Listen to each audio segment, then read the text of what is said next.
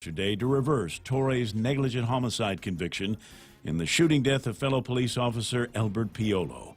Piolo died after being shot once below his right armpit with Torre's gun in the early morning hours of July 13th, 2015. Attorney Anita Areola argued the Superior Court erred. She said Torre was taken into custody immediately after the shooting and had not been given his Miranda rights when statements he made were recorded by another officer on a body cam. Therefore, those statements, she said, should not have been shown to the jury. They were involuntary and inadmissible and should have been suppressed, she argued. Assistant Attorney General Marianne Wolchuk countered that Torre was not in custody at the time the recording was made. She said Torre was very drunk when he was put on the tailgate outside the home where Piolo was shot, and it was only natural that police would try to steady him, but he had not yet been arrested, she argued. Therefore, the remarks he made that were recorded on the body cam were admissible as evidence. The justices took the arguments under advisement and will issue a decision at a later time. Also before the Guam Supreme Court yesterday, the University of Guam stood by its decision not to reinstate former professor of psychology Michael Ehlert. Ehlert was convicted of criminal sexual conduct involving certain UOG students. He was sentenced in 2017. He filed a petition asking to be reinstated and seeking back pay. UOG's legal counsel, attorney Randy Thompson, told the court that Ehlert's termination was supported by Guam law, which prohibits the employment of persons convicted of criminal sexual conduct. Ehlert's attorney, Dan Summerfleck, however, asked for due process. He said Ehlert did not get any notice of adverse action and wasn't given the opportunity to answer. We didn't get a fair hearing, said Summerfleck. A decision will be issued at a later time. We'll have more news after this. The problem isn't just not being able to hear or understand, or having to tell people to speak louder. Sometimes the frustration is having to repeat yourself too many times or speaking so loud you're almost shouting. At Guam Hearing Doctors, we understand that hearing problems affect both sides. One of our goals is to help your hearing for those around you. Call us at 989-TEST to learn more. I have dedicated my career to protecting the most vulnerable and ensuring a safer community for our families and our children.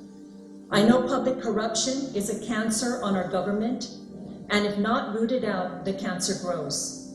Officials have a duty to ensure and uphold the integrity of our government. I will, working with our community, hold accountable those who violate the public's trust. I'm Frank Blasogun Jr., and I approve this message.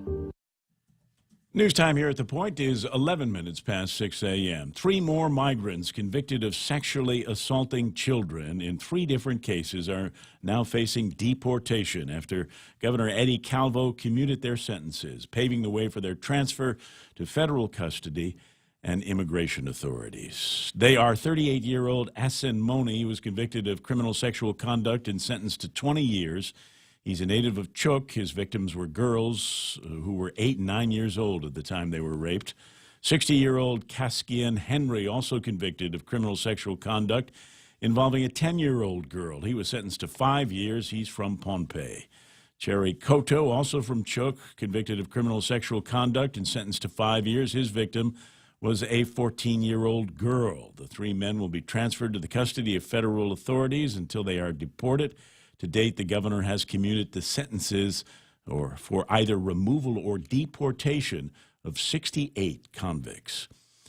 The Israeli family of companies donated $100,000 to the Atzuta Foundation yesterday for Super Typhoon U2 relief. The $100,000 check was personally delivered to the Atzuta Foundation yesterday by Jude Baker, Donna Israel Baker, and Michael Israel, who heads the Israeli Group of Companies.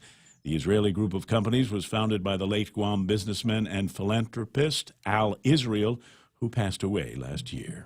For these stories and more, log on to postguam.com or pick up a copy of today's Guam Daily Post. Ray now with a look at weather. It would be Ray and Mike, but there's no Mike today. We have a -1 Mike here in the building, and there's the weather music, and he's trying really, really hard to do a good job this morning. This is fun. Sorry, this is going to be a crazy morning. It's the Friday before the election, and I am minus a Mike but I can't show you what we are going to be working with, and some of you might be pondering about the real Joe Cruz. What does he look like? Where can he be seen? And there's the producer cam this morning, and there is the real Joe Cruz subbing for Michael Knight, and Mike will be back with us on Monday morning. In the meantime, I guess there is going to be some weather. Let me see what I can scare up here. Isolated showers, mostly sunny. Today, going to be a warm 89 degrees. Heat index will be there, but it won't be adding too much. It'll feel like 93 degrees. 77 degrees for the overnight low that we can expect tonight. Winds 10 to 14 miles an hour today, decreasing to 9 to 13 a little bit later on. And the only other thing I thought there was an advisory, a sea advisory, but I believe it's been canceled. I'll double check on that and get back to you. News and weather together here on The Point, brought to you by our friends over at Bank Pacific, where they are working with the Adzuda Foundation, making it so that $100,000 donation from the Israel family makes its way to relief for Saipan and the CNMI. If you'd like to help, maybe to the tune of $100,000, well, how about just a case of water? You can take that over to any of the Bank Pacific locations. Where others put branches, they place roots. Circle K now offers Pop's Bake Shop products, cream cheese rolls, malasadas, delicious donuts, and more. Come see why Pop's Bakery is a Southern gem. Circle K, take it easy. Circle K now offers Bento Chef Sushi. Enjoy a selection of sushi, maki, and musubi made fresh every day. Circle K, take it easy. Portions of the program brought to you by my friends King's Restaurant. They're back on the log. That's nice to see. King's, with outstanding breakfast that you can get 24 hours a day, 7 days a week. But you can also get these great lunchtime specials. Every weekday, they've got a fascinating and incredible lunch special. Today is Friday, so it's beef tenactac. Find that waiting for you at King's Restaurant. After 34 years as your public servant, my commitment to serve our people has never wavered. I've never cared about making money. My greatest compensation is when I can help a disabled veteran, a cancer patient, or a struggling family to get the assistance they rightfully need and deserve. Public service has always been my calling. I'm Tina Munya Barnes, and I humbly ask for your vote. See to a small seat. I'm Tina Munya Barnes, and I approve this message. Paid for by friends of Tina Munya Barnes, Vince Mofness, treasurer. A quarter after 6 o'clock in the morning, the Ray Gibson Show on The Point, brought to you by American Water Tech. Smarter water, better water. American President lines, where they're shipping the future. Guam Regional Medical City, the first choice for all of your open heart surgery needs. And, of course, the guys over at Micronesia Renewable Energy. Never been a better time to go solar. I have dedicated my career to protecting the most vulnerable and ensuring a safer community for our families and our children. I know public corruption is a cancer on our government, and if not rooted out, the cancer grows. Officials have a duty to ensure and uphold the integrity of our government. I will, working with our community, hold accountable those who violate the public's trust. I'm Frank Blasogun Jr., and I approve this message. The Ray Gibson Show. Morning talk that matters. Call now, 888-TALK. That's 888-8255.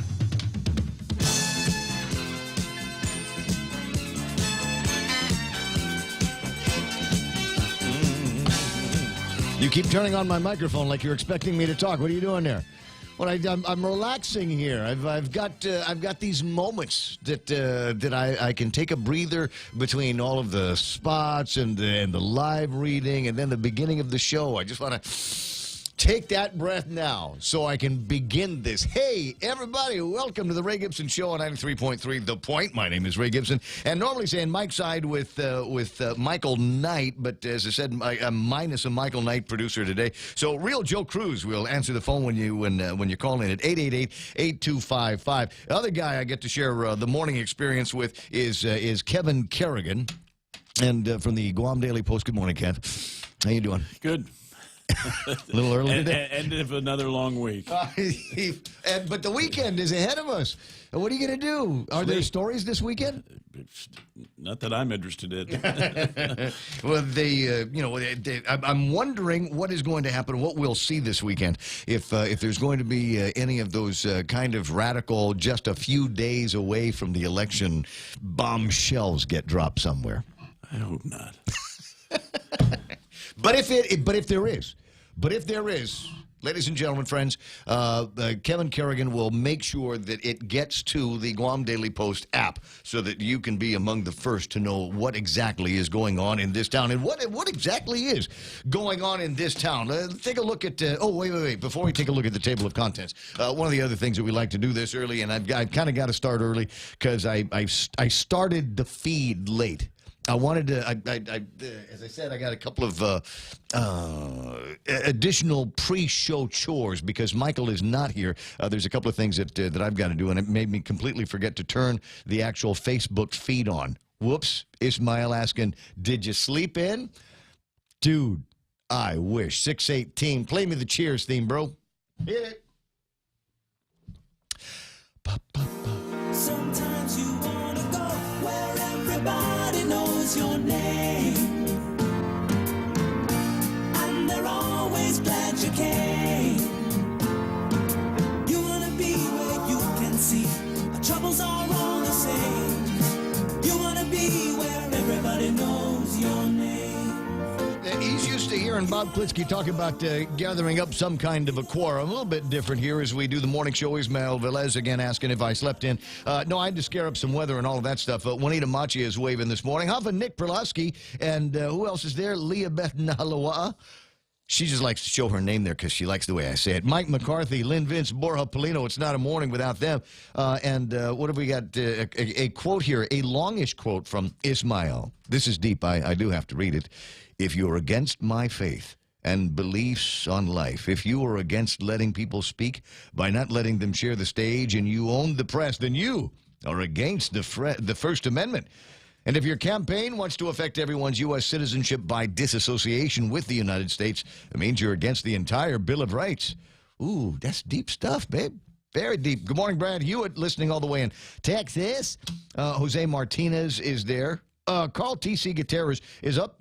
Mo Cotton. And Mo, I run into your pretty daughter, Patty, yesterday. And remind me to tell you about the really cool thing that she did. Carl, as I said, Carl T.C. Gutierrez is there. We're looking for information on something that I think is going on at the house this weekend. Tim Lujan, Hafa Guam morning, he says. Richard Yu, Andy Tadenko. Who else is there? Ted Lewis is on. He was talking about the three home deportees that the governor was talking about yesterday. He says they stay in the custody. They say in the custody of the feds when in fact they're still at DEPCOR. I think that's probably just geography, right? They're in the custody of the feds, but they're reposed.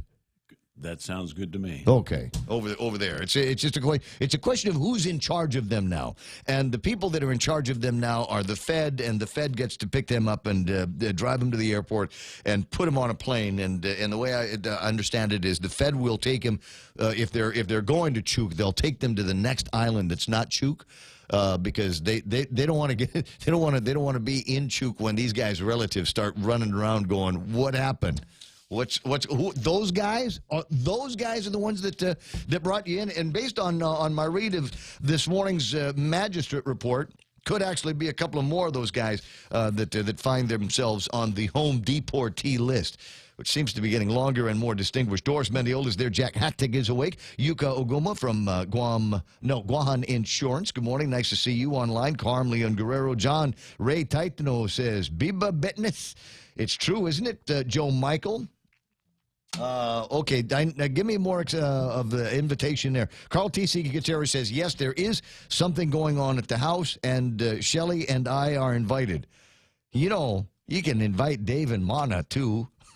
Carlos Barreto's there. Ken Leon Guerrero's here on the program. Imagine that. Carm Leon Guerrero and Bill Cruz, who is asking, William is asking, is 6:30 too early to bush cut? You know what, Bill? As long as you're not my neighbor, I don't care when you bush cut. The 6:30 in the morning, and for the people that are living adjacent to my place, is on weekend mornings, Saturday, Sunday, and weekend mornings, probably a little bit early. You know, because there's babies that live in the neighborhood. I don't know about that. Vivian Cunningham is there, and Tess Laguatnia. Linda Gabriel, Elbert Eliason, pretty Ashley Calvo Rodriguez, Jules Elmer is on, and like that Nick Perlowski said, I need more cowbell.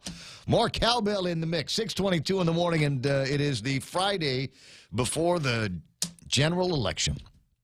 And we've finally made it to here. 4 days and a wake-up. Hi, Yvette. Nice to see you there. Patty Camacho Hughes and Big Sister Shelley Gibson. So we have today, Friday, Saturday, Sunday, Monday, and then the wake-up on Tuesday morning.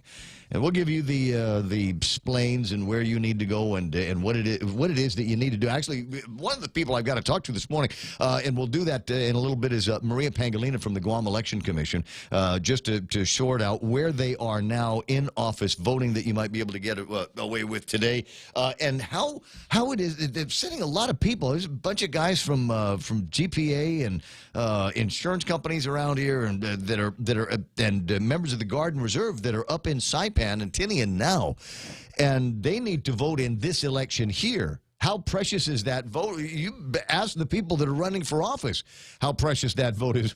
We got like 20 guys up in Saipan. I need to know that them to know how to vote for me in this upcoming election. So I'll work that out. Is it a fair practice? Is it an all right practice to say Happy All Souls Day?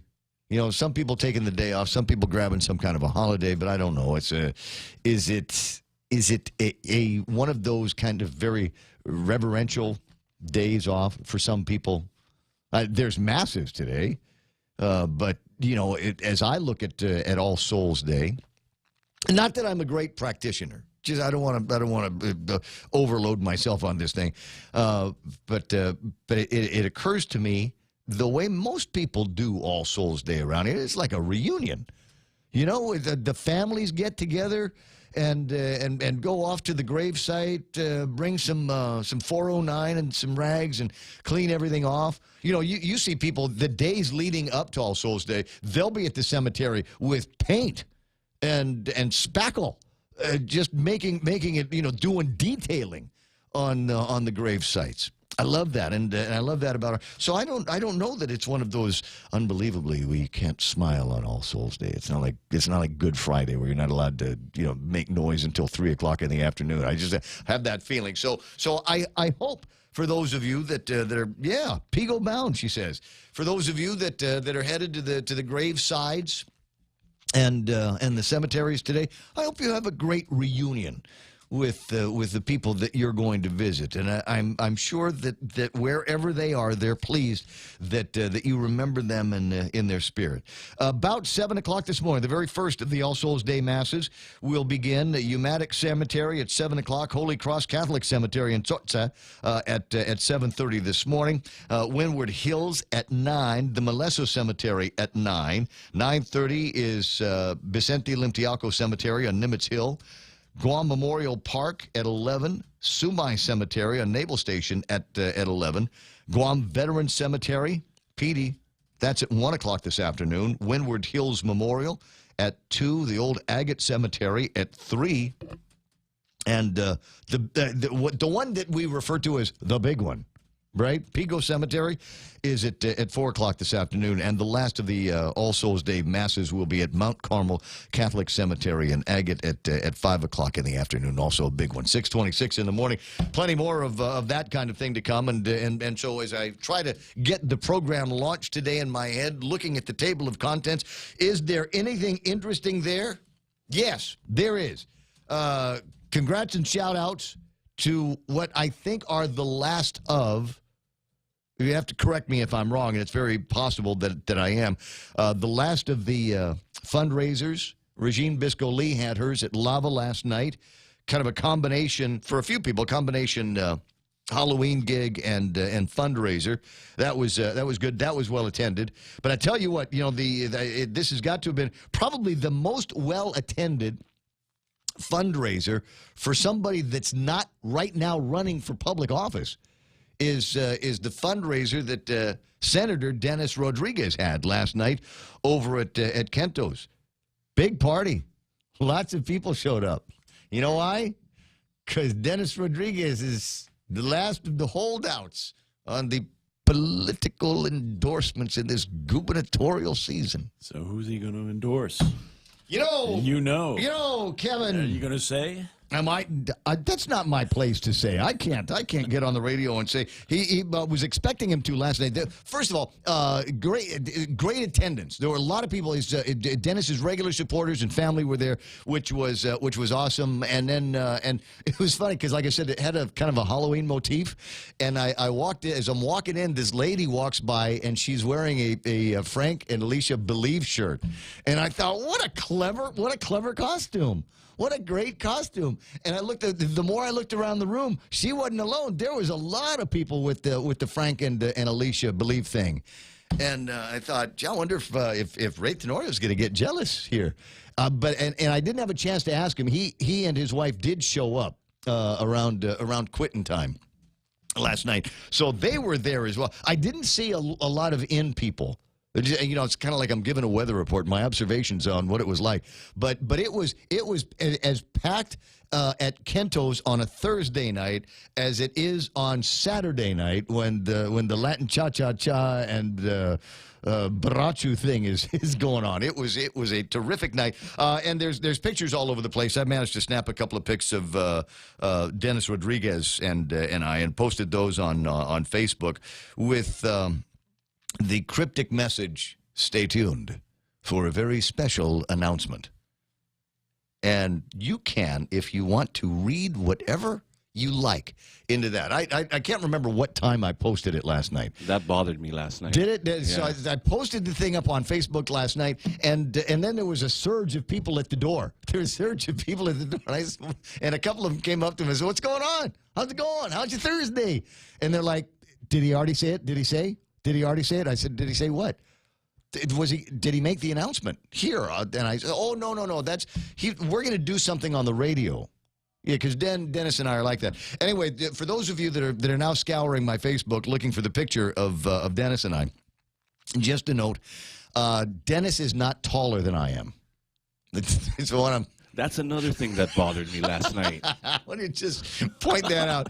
Dennis is not taller than I am. For those of you that have been at Kento's, you know that there's a ring around the bar, and there are steps. He was standing on the top step, and I was standing on the bottom step. So that's why it looks like that. But a man of great stature, not necessarily height, but a man of great stature, and certainly one of the gets here. So that was kind of one of the fun things that I got to participate in last night.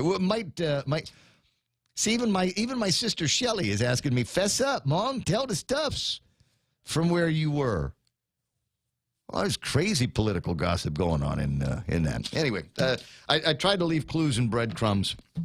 That people can think what they want to think just because it's fun in my mind. It's 6:30 in the morning already. Now, time for our first look at headlines from the Guam Daily Post. Here's Kevin Kerrigan. Half a day and good morning, Guam. In the headlines from the Guam Daily Post this morning, a survey by CNMI's Hotel Association shows that 16 hotels are now up and running after Super Typhoon U2. Of those hotels, 75% of the rooms are available for occupancy. The others still in need of some repair. In addition, the Marianas Visitors Authority reporting that 80% of Saipan businesses are now open. 7% report they will open within the next week. CNMI Governor Ralph Torres has set November 15th as the target date to have essential systems operational so that commercial flights can resume at the Saipan International Airport. All maternal and child health care patients at the Guam Regional Medical City were transferred to Guam Memorial Hospital on Wednesday of this week. GRMC's maternal and child health care units have been closed and are no longer accepting new patients. Earlier this month, GRMC announced that it would be closing its maternity and pediatric units to expand its specialty services and reduce redundancies. GRMC is now advising all women and children aged 17 or younger in need of emergency services to go to Guam Memorial Hospital. A release from GRMC states that GRMC and GMH are confident the new focus of services at each hospital will have a positive impact on Guam's health care. GRMC will be expanding its adult specialty care services and taking advantage of its previously underutilized second floor. For the third year in a row, the Guam International Airport Authority has earned full compliance certification from the Federal Aviation Administration following a safety and security inspection. The inspection showed 0 discrepancies and 100% compliance with federal regulations. The inspection included a review of runway and taxiway pavement markings and airfield lighting, an extensive review of firefighting training, self-inspections, and aircraft fueling operations was also conducted.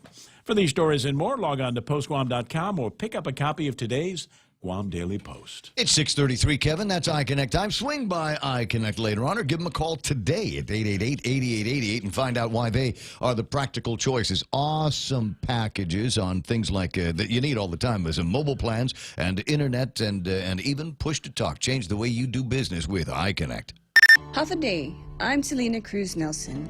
As your chairwoman of public safety, I have worked diligently to ensure the highest standards of training for our officers in order to keep you safe, maintain transparency, and increase manpower, all while working side by side with our executive branch officers. It's not always easy asking the hard questions, but with your support, I'm able to do so. On November 6th, I humbly ask for your vote so that I can continue the work of prioritizing our people. I'm Selena Cruz Nelson, and I approve this message. I'm Ken Leon Guerrero, spokesperson for Guam Citizens for Public Accountability, reminding you that your vote counts. Help make Guam's future better than Guam's recent past by voting for the write-in candidate Frank Uggan and Alicia Limpiaco. And vote for the rest of the candidates recommended for a better Guam. You can find the list in the full-page ad in this Sunday's Guam Daily Post. For more information, visit Guam Citizens' website at www.guamc4pa.org. Hafa I'm Amanda Shelton, running to be your senator. I believe that Guam's best days are in front of us, and with hard work, new ideas, and common sense, we can overcome our challenges and make life better for everyone. I embrace the values of service and respect, and as your senator, I will act with passion, leadership, and courage to be your trusted public servant. I'm Amanda Shelton, number 3 Democrat, and I humbly ask for your vote. Seduas Maasi. Paid for by the committee to elect Amanda Shelton. Johnny Cole Torres, Treasurer. I'm Ray Tenorio, and I approve this message. The Calvo Tenorio administration achieved a lot for Guam. The Tenorio administration will continue the progress and accomplish even more for our people. Tax refunds are now paid in months. Tony and I will get them paid in weeks. Calvo Tenorio repaired bridges like Bariso and roads like Hamburger and Machechi. After decades of need, TA will make sure all roadways will be fixed and made safe. We built GMH's intensive care unit and expanded the emergency room. Tenorio Ado will get our hospital a dedicated funding source and continue modernizing. Our law enforcement agencies seized over 100 million in illegal drugs. Tony and I will continue fighting the distribution of and the demand for drugs. Tenorio Ado will invest in your children through education and investment in our island's future. I'm Ray Tenorio, and I'm running for governor, and I humbly ask for your vote. On November 6th, vote Tenorio Ado. Let me take a look at the traffic gizmo and see if there's anything there. Nothing. I don't see anything. It's. I think it's one of those quiet days. Most of the traffic is going to be associated with cemeteries and nearby grave sites. I think that's where there's going to be the vast majority of people and cars on the road. There's a little bit of traffic southbound in Gigo. Looks like it's just around the schools, and then at the intersection of 4 and 10, a little bit of traffic beginning to build up on 4 as you make your way to the intersection at 4 and 10, but nothing happening at 8, 10, and 16. No lineups in front of Anderson Air Force Base or Navy Hospital or Sumai. So that's good. Hit the road, why don't you? 6:36 right now. Traffic playing on The Point.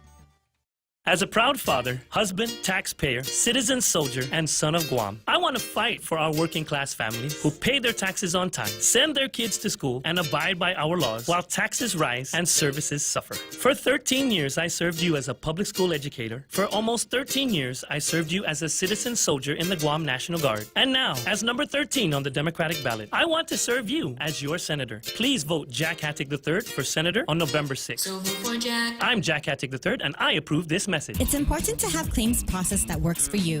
At Guahan Insurance Services, we make things simple and convenient. Same door you walk in to purchase your insurance is the same door you open to file your claim. We can't pretend that the car insurance claims process is fun, but we can promise a hassle-free and speedy recovery without any runarounds. For your home, auto, and business insurance, visit us at the Camacho Landmark Center on Marine Corps Drive in Tamuning. Don't forget to like us on Facebook or give us a call at 475-1162 or text 929-SAVE. That's 929-7283.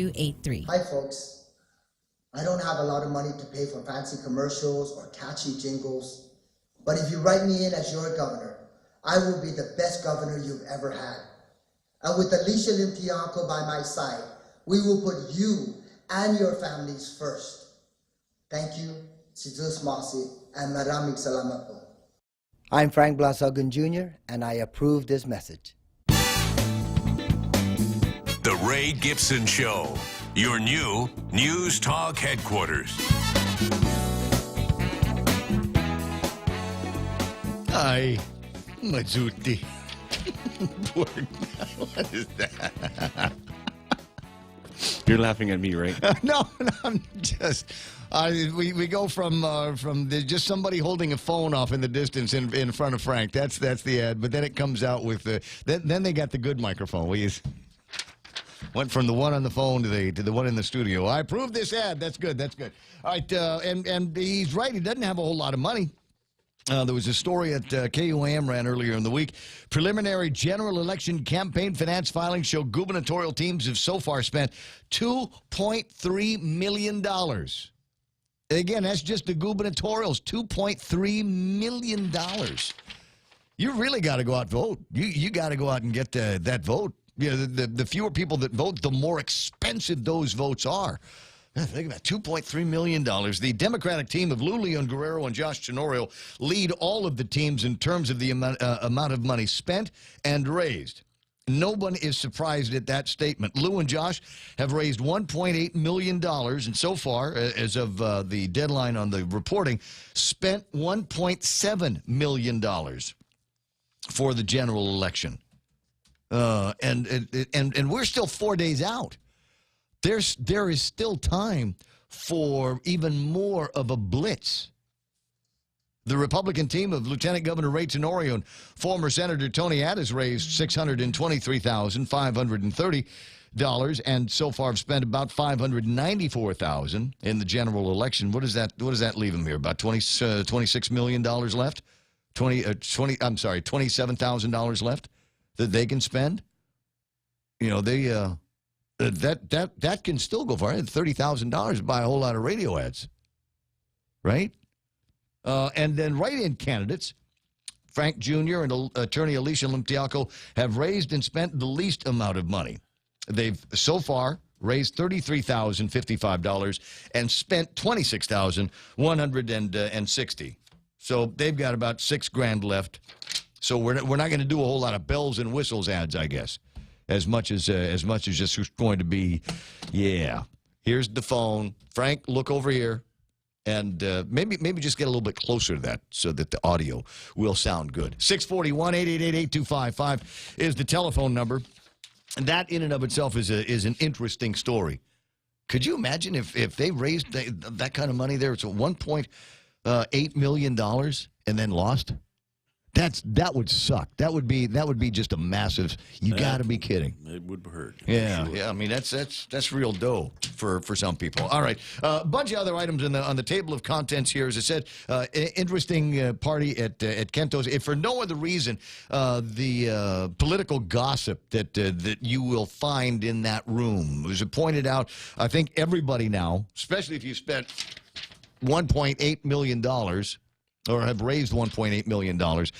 You want to get as much of this in the bag as possible. And even if you've only managed to raise $30,000, you want to try to get as much in the bag as possible. And with the write-in campaign, with the other 2 gubernatorial campaigns out there, everybody is scratching around looking for every single available vote. So you better believe there were a lot of people that were intently tuned in to find out where that last endorsement was going to go.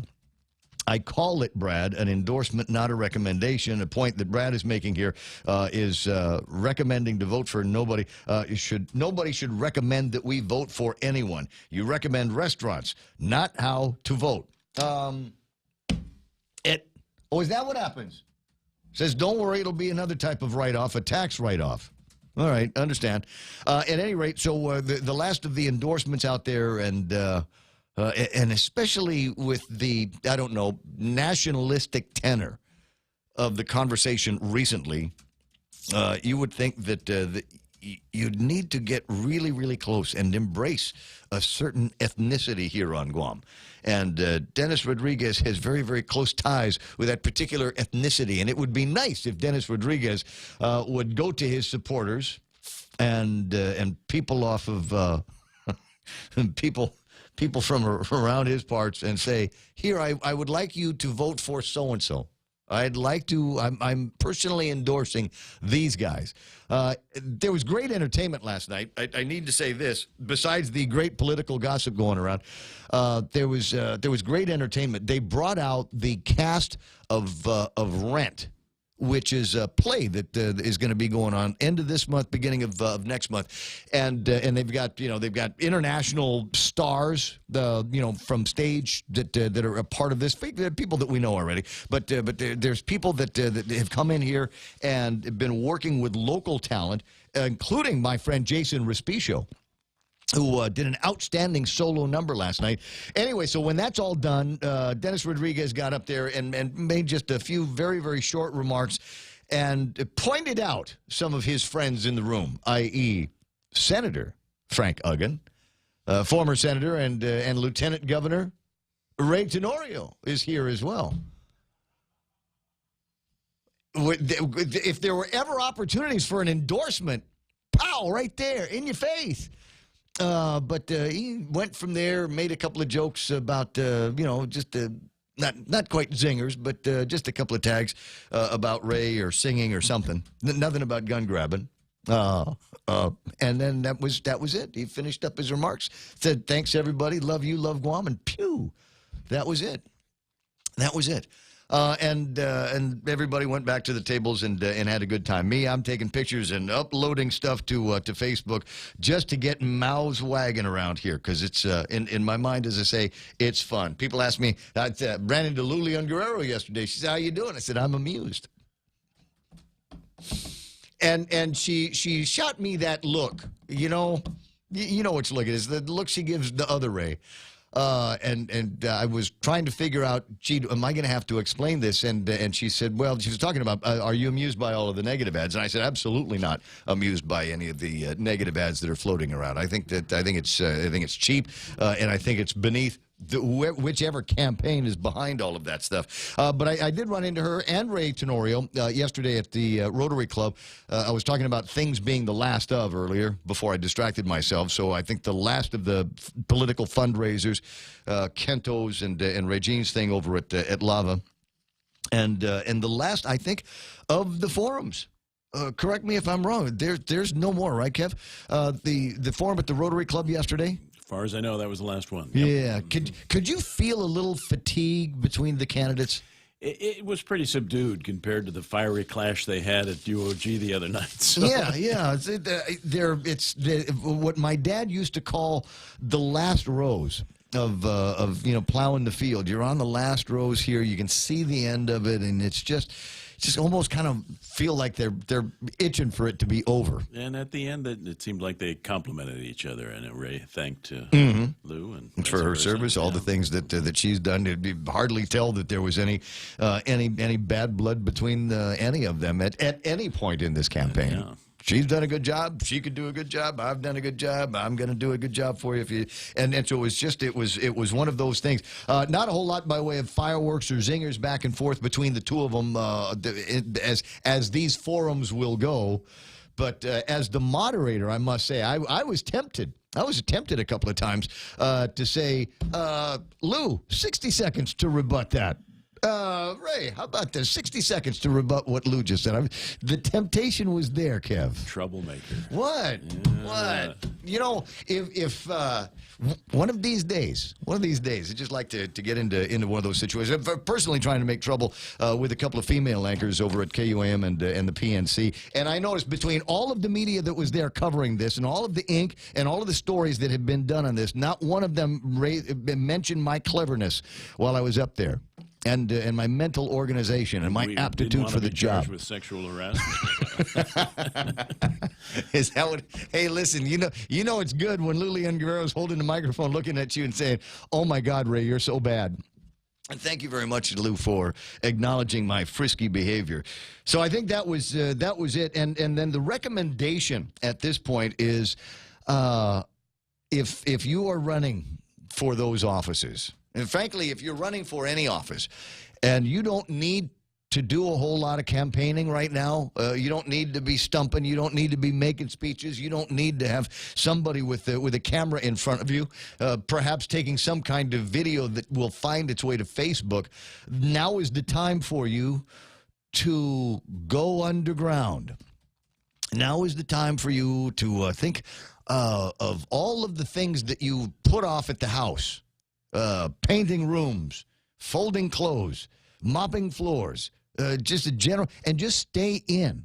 Starting now, you go take care of whatever you got to do, all your All Souls Day masses and all of the devotions that you're going to do. Maybe mass on Sunday, something like that, and then just stay away from the limelight because you don't want to be in a position where. Where you're making that noise. You don't want to be in a position where you could say something or be seen saying or doing something that can, in a very, very short amount of time, because you know how it is on Guam, in a very short amount of time, all of the work, all of the campaigning that you've done, all of the initiatives that you have taken could evaporate just like that. And I'll say it again because I believe Dr. Ron McNinch is right. We are here in the midst of one of the busiest non-super holiday social weekends that we're going to be having. There's All Souls Day today. We've been through Halloween, and I know what everybody was talking about in Halloween. There's going to be numerous get-togethers and opportunities for people to talk to each other and share their analysis of what this election season is going to be looking like all weekend long. And then, of course, there's the election Tuesday, which means that if something were to happen to you over the weekend, all you would have is Monday to correct it. So, as I said, politicians, unless you got nothing to lose and everything to gain, stay home, be underground. The things to avoid. Are there things? No, I don't know. I wouldn't necessarily avoid this. This is one of those cases where I would probably not take my own advice. There's 3 5Ks this weekend. This is going to be another good one. Chamorro Village tomorrow at 5:30. Everybody going to show up and we'll Zumba with the St. Paul Warriors. It's the heart of a Warrior 5K tomorrow at Chamorro Village. Chamorro Village on Sunday at 5:30 in the morning. UOG's SHRM 5K. This is the Society for Human Resources Management at the University of Guam, and you can sign up at Virtual Run Guam, Payless Supermarkets, and or just show up on the site and sign up there. This UOG SHRM, should be a lot of people showing up at both of these Saturday Sunday runs, and then there's is there another one? The Smurf 2K 5K. 5 a.m. go time at 6 a.m. Chamorro Village, Sunday, November the 4th, 2018. Can we have 2 5Ks launching from Chamorro Village at the same time? I suppose you could. Somebody from the running club, get back to me and let me know how this is going to be working. Are they going to be going in opposite directions? So you get one group, SHRM will go southbound towards Adelup, and maybe with the Smurf 2K 5K go northbound towards Alupang. Maybe that's the way it's going to work, but I imagine there's going to be people that will do that and figure out which direction they're going to be going. and talking about election stuff. 6:52 in the morning. Other items in the table of contents, maybe not having a lot to do with politics here. The big donation to the Azuda Foundation that Kevin Kerrigan was talking about in the front of this, the entire From the Israeli family. No, Israel. Israel It's family. it's just Israel. It's not Israel. Sorry. Mispronounced that earlier. That's okay. Just as long as we spell the name right in print, and you guys have done an outstanding job with that. The Azuda Foundation received its biggest monetary donation for the Commonwealth of the Northern Mariana Islands Typhoon Relief Fund, a $100,000 check from the Israel family and group of companies. $100,000. And so there's a picture. We got Jude and Donna and my godbrother Mike, and who's Frank Blas Jr. accepting the $100,000 check that has been presented to them. And that money will go a long ways towards recovery for folks up in the Saipan and the CNMI. And a conversation that I was having with Patty Cotton and Tommy, we were at another thing last night.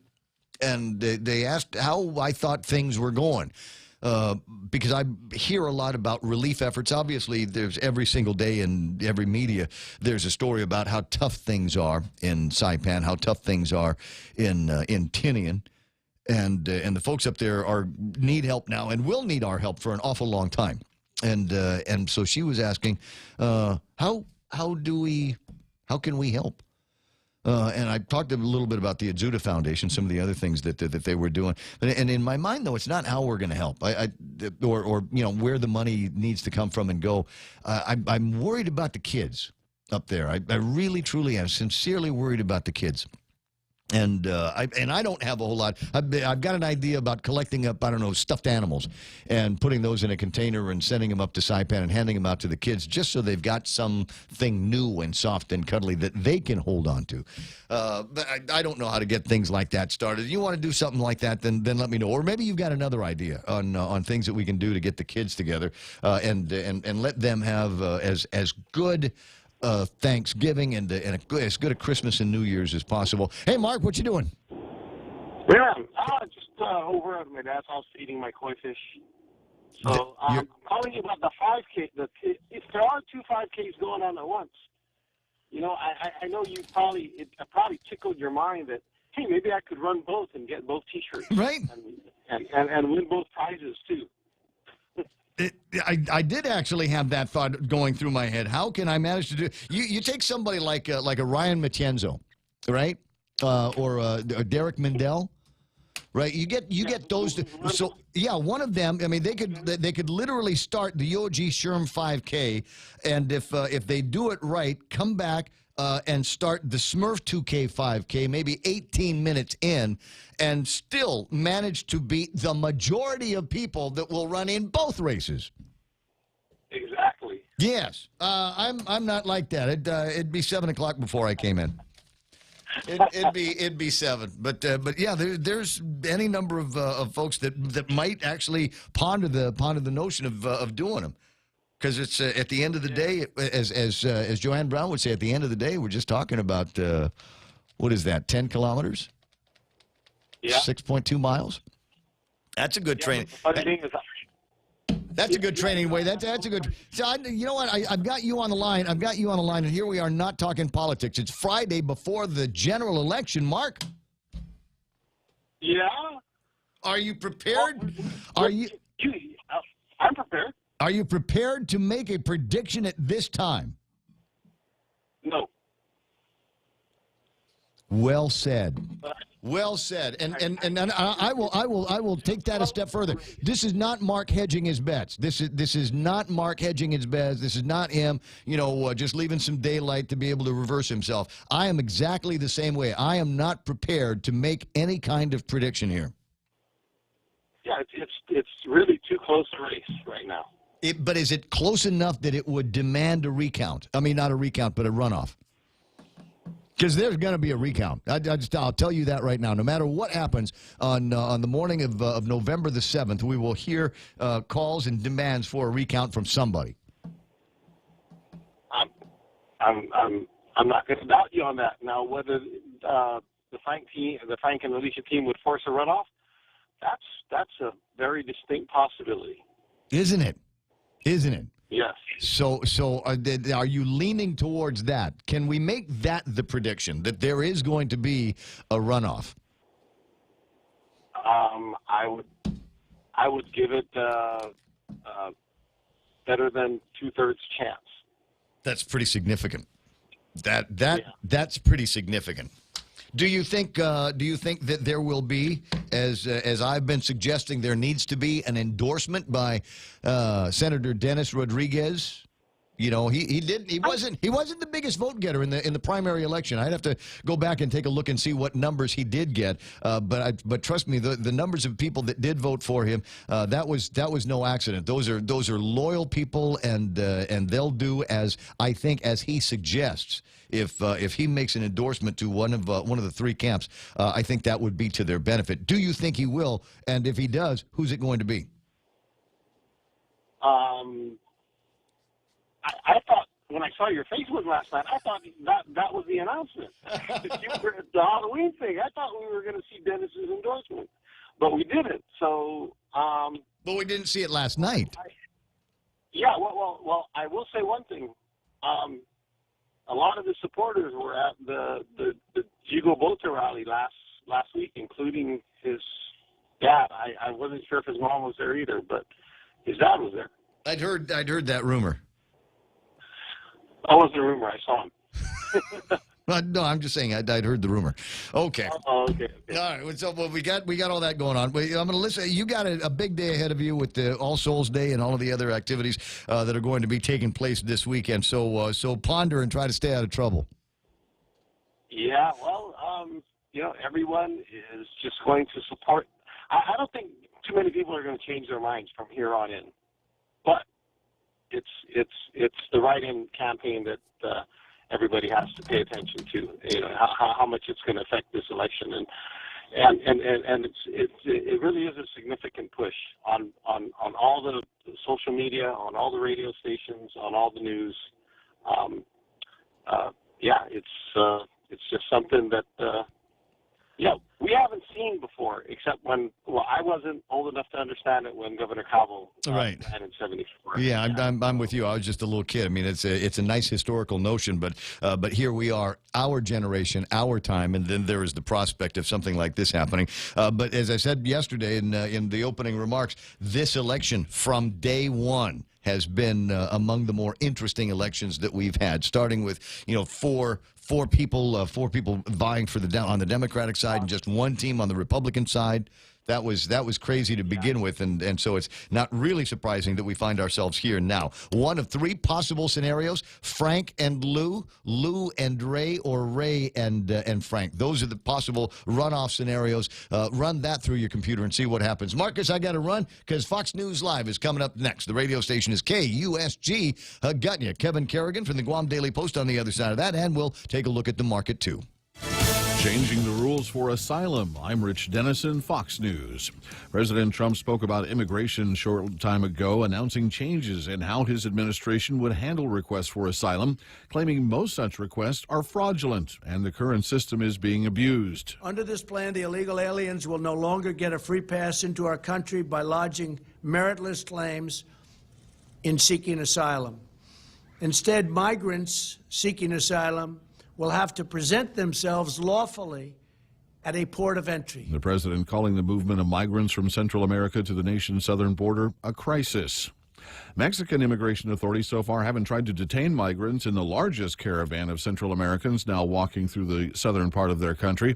Officials say it's a different story with the second, smaller caravan of migrants about 200 miles behind them. The groups are hoping to seek asylum once they reach the U.S. next month. The Trump administration announcing new sanctions against 3 Latin American governments today. National Security Advisor John Bolton labeled Venezuela, Cuba, and Nicaragua a troika of tyranny. Each, Bolton says, represents destructive forces of oppression, socialism, and totalitarianism. He announced new sanctions against those countries, including prohibiting U.S. citizens from trading in gold exported from Venezuela. The Cuban measure adds names to a list of already sanctioned officials. Bolton made the announcement in Miami, home the thousands of people who have fled all three countries. Fox's Jared Halpern at the White House. The truck driver accused of gunning down 11 people at a Pittsburgh synagogue last Saturday has pleaded not guilty to federal charges that could put him on death row. Robert Bowers was arraigned today, just a day after a grand jury issued a 44-count indictment charging him with murder, hate crimes, obstructing the practice of religion, and other crimes. This is Fox News. As I look around, there are so many longtime Democrats, but it doesn't serve the good of our island or our Democratic Party when we don't embrace the will of our party. And that will was choosing Lou and Josh. The people that have been forgotten, we will bring people helping people back. I'm banking on Lou and Josh. I want to invite those Democrats, those Republicans that are sitting maybe on the sidelines. Well, I want to tell them that they have a home here with us. Family is about more than who you are related to. It includes everyone. This election is coming down to one value and one value only: trust. Who will you trust to protect the people of Guam? I'm Jane Andrew, and I approve this ad. President Trump's announcement yesterday that he'll deploy up to 15,000 military troops to the border to stop that group of migrants seeking asylum, catching Pentagon officials off guard. The Pentagon says it's planning to send only half that number. In a statement, the U.S. Northern Command says more than 7,000 troops will deploy to the southern border. The head of U.S. forces in North America says more than 5,200 troops will be in Texas by the weekend. The troops will support the Border Patrol. Their deployment orders expire December 15th. At the Pentagon, Lucas Tomlinson, Fox News. Wisconsin authorities are scaling back their ground search for a missing 13-year-old girl whose parents were shot dead last month. Barron County Sheriff Chris Fitzgerald says as tips dry up, authorities are transitioning from a round-the-clock reactive operation to a more methodical investigative approach. A New York City man is suing a candy company for his health problems. David Goldberg, who is 73, loves black licorice Twizzlers, and he says he eats at least one standard-sized bag of the treats per week. Has done it for years, he says. Goldberg was diagnosed last year with a heart problem and put on medication. Now he's suing the maker of the candy, the Hershey Company, because he says there were no warnings on the Twizzlers bag that said the product could lead to heart conditions. He claims that Hershey knew for years that its candy posed a health threat and didn't warn consumers. A Hershey spokesman wouldn't comment, citing the pending suit. In New York City, Tanya J. Powers, Fox News. LL Bean is looking to sell more parkas, sweaters, flannel, and mittens in Canada. The U.S. retailer will begin selling its iconic cold weather gear north of the border beginning this holiday season. There will be 30 stores in the initial rollout, and the company will also launch LL Bean branded stores over the next decade. The company will also set up a dedicated website for Canadian customers, one that incorporates duties and helps make currency conversions. I'm Rich Dennison. This is Fox News. Regine Biscoe-Lee isn't always the loudest senator, but that's because she's busy getting things done. Regine fought higher taxes from day one. Her first bill sent senatorial pay raises to public schools instead of politicians' pockets. And she took the governor to court when some politicians asked for nearly $200 million in new debt. Want a senator that strengthens our economy, champions our environment, and protects our children? Vote Regine Biscoe-Lee for senator. Regine Biscoe-Lee, strong, honest, effective. I'm Regine Biscoe-Lee, and I approve this message.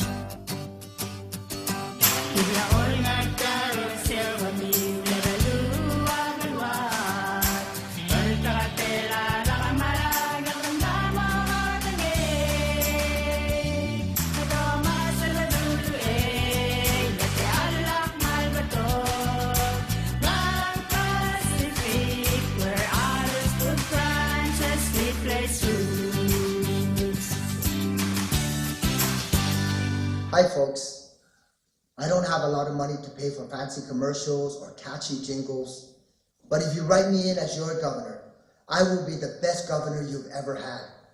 And with Alicia Lim Tiangco by my side, we will put you and your families first. Thank you, si Jesus Masi, and maraming salamat po. I'm Frank Blasagun Jr., and I approve this message. KFC has finally answered the world's most important question. What came first, the chicken or the egg? And the answer is both. Introducing KFC's KFC AM, their new Southern and local-inspired breakfast. AM-loaded platter with chicken fried rice, waffles, and Colonel's chicken congee. KFC also has your all-time favorites, AM chicken and egg wraps, Southern biscuit and sausage sandwich, and hash browns. So for finger-licking good mornings, AM will never be the same at KFC. KFC, it's finger-licking good. If we want change to happen, we need to show Washington that our issues matter to the American people. Let's take our issues into the halls of Washington and into the American heartland. Powerful change comes from the grassroots up. We have done this successfully as your senator and are ready to bring our issues to the American people as your congressman. I humbly ask for your vote. I'm Michael F. Cusa-Nicholas, and I approve this message.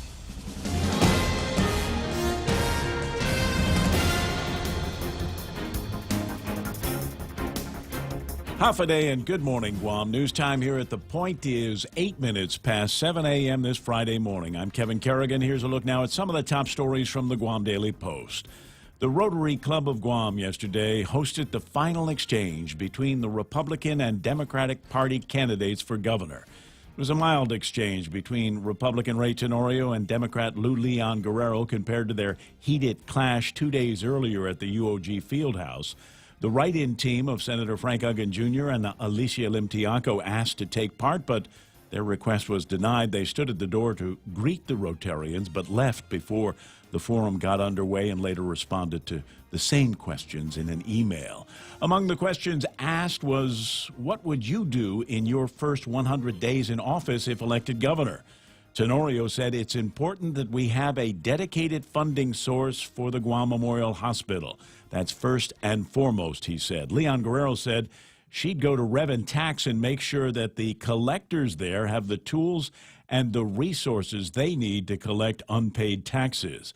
Uggan said his first priority would be to establish a financial team to determine the status of all cash available within GovGuam accounts and establish a government restructuring and consolidation team. At Superior Court yesterday, the attorney for former police officer Mark Torre Jr. appealed to the Guam Supreme Court yesterday to reverse Torre's negligent homicide conviction in the shooting death of a fellow police officer, Albert Piolo. Piolo died after being shot once below his right armpit with Torre's gun in the early morning hours of July 13, 2015. Attorney Anita Areola argued that the Superior Court had erred. She said Torre was taken into custody immediately after the shooting and had not been given his Miranda rights when statements he made were recorded by another officer on a body cam. Therefore, those statements, she said, should not have been shown to the jury. They were involuntary and inadmissible and should have been suppressed. Assistant Attorney General Marianne Wolochuk countered that Torre was not in custody at the time the recording was made. She said Torre was very drunk when he was put on the tailgate outside the home where Piolo was shot, and it was only natural that police would try to steady him. But he had not yet been arrested. Therefore, the remarks he made that were recorded on the body cam were admissible as evidence. The justices took the arguments under advisement and will issue a decision at a later time. We'll have more news after this. Hi, folks. I don't have a lot of money to pay for fancy commercials or catchy jingles, but if you write me in as your governor, I will be the best governor you've ever had. And with Alicia Lim Tiaco by my side, we will put you and your families first. Thank you, si Zeus Masi, and maraming salamat po. I'm Frank Blas Uggan Jr., and I approve this message. Subway Restaurants is celebrating World Sandwich Day this Saturday, November 3rd, with a delicious deal. Buy one, get one free. That's right. Buy any sub in a 30-ounce drink, and we'll give you another sub free. Create your favorite sub any way you want it, toasted or not, with cheese or without. Add a pile of fresh veggies, your favorite sauce, and share a free sub with a friend or family member. Visit any of Subway's 14 locations and celebrate World Sandwich Day with the Buy One, Get One Free all-day event. Saturday, November 3rd. Subway. Make it what you want.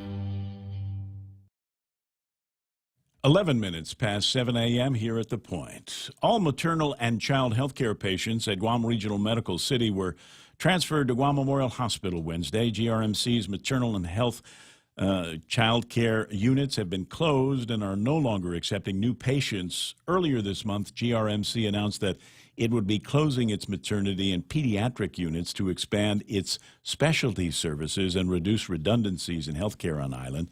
GRMC is now advising all women and children aged 17 or younger to seek care at Guam Memorial Hospital. However, should any woman or child in need of emergency care go to GRMC's emergency department, they will not be turned away. A release from GRMC states that GRMC and GMH are confident the new focus of services at each hospital will have a positive impact on Guam's health care. GRMC will be expanding its adult specialty care services and taking advantage of its previously underutilized second floor. The Israel Family Group of companies donated $100,000 to the Atzuta Foundation yesterday for Super Typhoon U2 relief. The $100,000 check was personally delivered to the Atzuta Foundation by Jude Baker, Donna Israel Baker, and Michael Israel, who heads the Israel Group of Companies. The Israel Group of Companies was founded by the late Guam businessman and philanthropist Al Israel, who passed away last year. For these stories and more, log on to postguam.com or pick up a copy of today's Guam Daily Post. Right now with a look at weather. All right, I've got the weather all queued up and ready to go. What do we got here? Isolated showers. Mostly sunny skies today. It's going to be warm, 89-degree high with a heat index to take things to about 93, 77 degrees for an overnight low tonight. Winds coming out of the east, I believe, 10 to 14 miles an hour, 9 to 13 miles an hour a little bit later on. And I just feel like it's legion, it's legend, it's tradition. I should put up the radar map if for no other reason for practice. It's just there's the radar map, and you can see, yes, the wind coming from around the eastern place, and it's going that way. And it doesn't look like there's a whole lot of clouds. Big Joe, real Joe Cruz, Joe Cruz. What we have here is a little bit of trough to the high pressure zone. The low pressure is coming in and moving in from the west. I'm sorry, I'm no Michael Knight. Do you know any big words? Let's make up some new big weather words. As you can see, the Merkel happening through the region right now, and it's the Merkel seance that's coming down from the north that's going to bring some cooler, drier air to the region before too much longer. But there we go, 7:13. That's news and weather together right here on The Point. I have dedicated my career to protecting the most vulnerable and ensuring a safer community for our families and our children.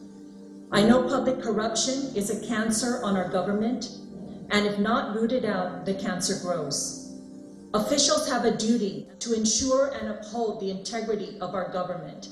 I will, working with our community, hold accountable those who violate the public's trust. I'm Frank Blasogan Jr., and I approve this message. But I'm supposed to talk now? Which part? Oh, King's Restaurant. What's today? Friday? Friday, if memory serves correct, Friday is Beef Tinactac Day for lunch over at King's. Yesterday was meatloaf, beef tinactac. Monday it's going to be Salisbury steak. Every weekday, they've got a different lunch special because they know what it is that we like to eat, and they know, and they just have it ready because lots of people are going to come in and want this. If you don't like that, they got a pick 2, pick 3 combo that'll work for you as well for lunch and actually for any time at King's. It's Micronesia Mall's 30th anniversary, and to celebrate, we are giving away a new Kia Soul LX, a Mazda 3i Sport, the popular Honda Civic LX, and 30 Manila Flyaways during our 30th anniversary Drive-Away Flyaway. Win 3 great cars from Triple J Auto Group, 30 Flyaways from Philippine Airlines, plus thousands of prizes from Burger King and Foot Locker when you play Micronesia Mall's 30th anniversary Drive-Away Flyaway. Portions of the Ray Gibson Show on 93.3 The Point, brought to you by First Hawaiian Bank, where it all starts with yes. What else we got working here? American President Lines, where they're shipping the future. American Water Tech, smarter water, better water. The guys over at Guam Regional Medical City, the first choice for all of your open heart surgery needs. And, of course, Micronesia Renewable Energy. There's never been a better time to go solar. After 34 years as your public servant, my commitment to serve our people has never wavered. I've never cared about making money. My greatest compensation is when I can help a disabled veteran, a cancer patient, or a struggling family to get the assistance they rightfully need and deserve. Public service has always been my calling. I'm Tina Munya Barnes, and I humbly ask for your vote. Si tu smasi. I'm Tina Muñoz Barnes, and I approve this message. Paid for by friends of Tina Muñoz Barnes, Vince Mofness, treasurer.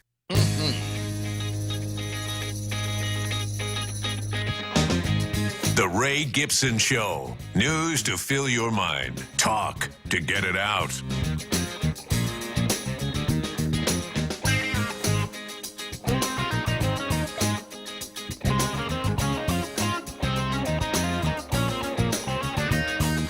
This is awesome. All of the numbers are moving in the right direction.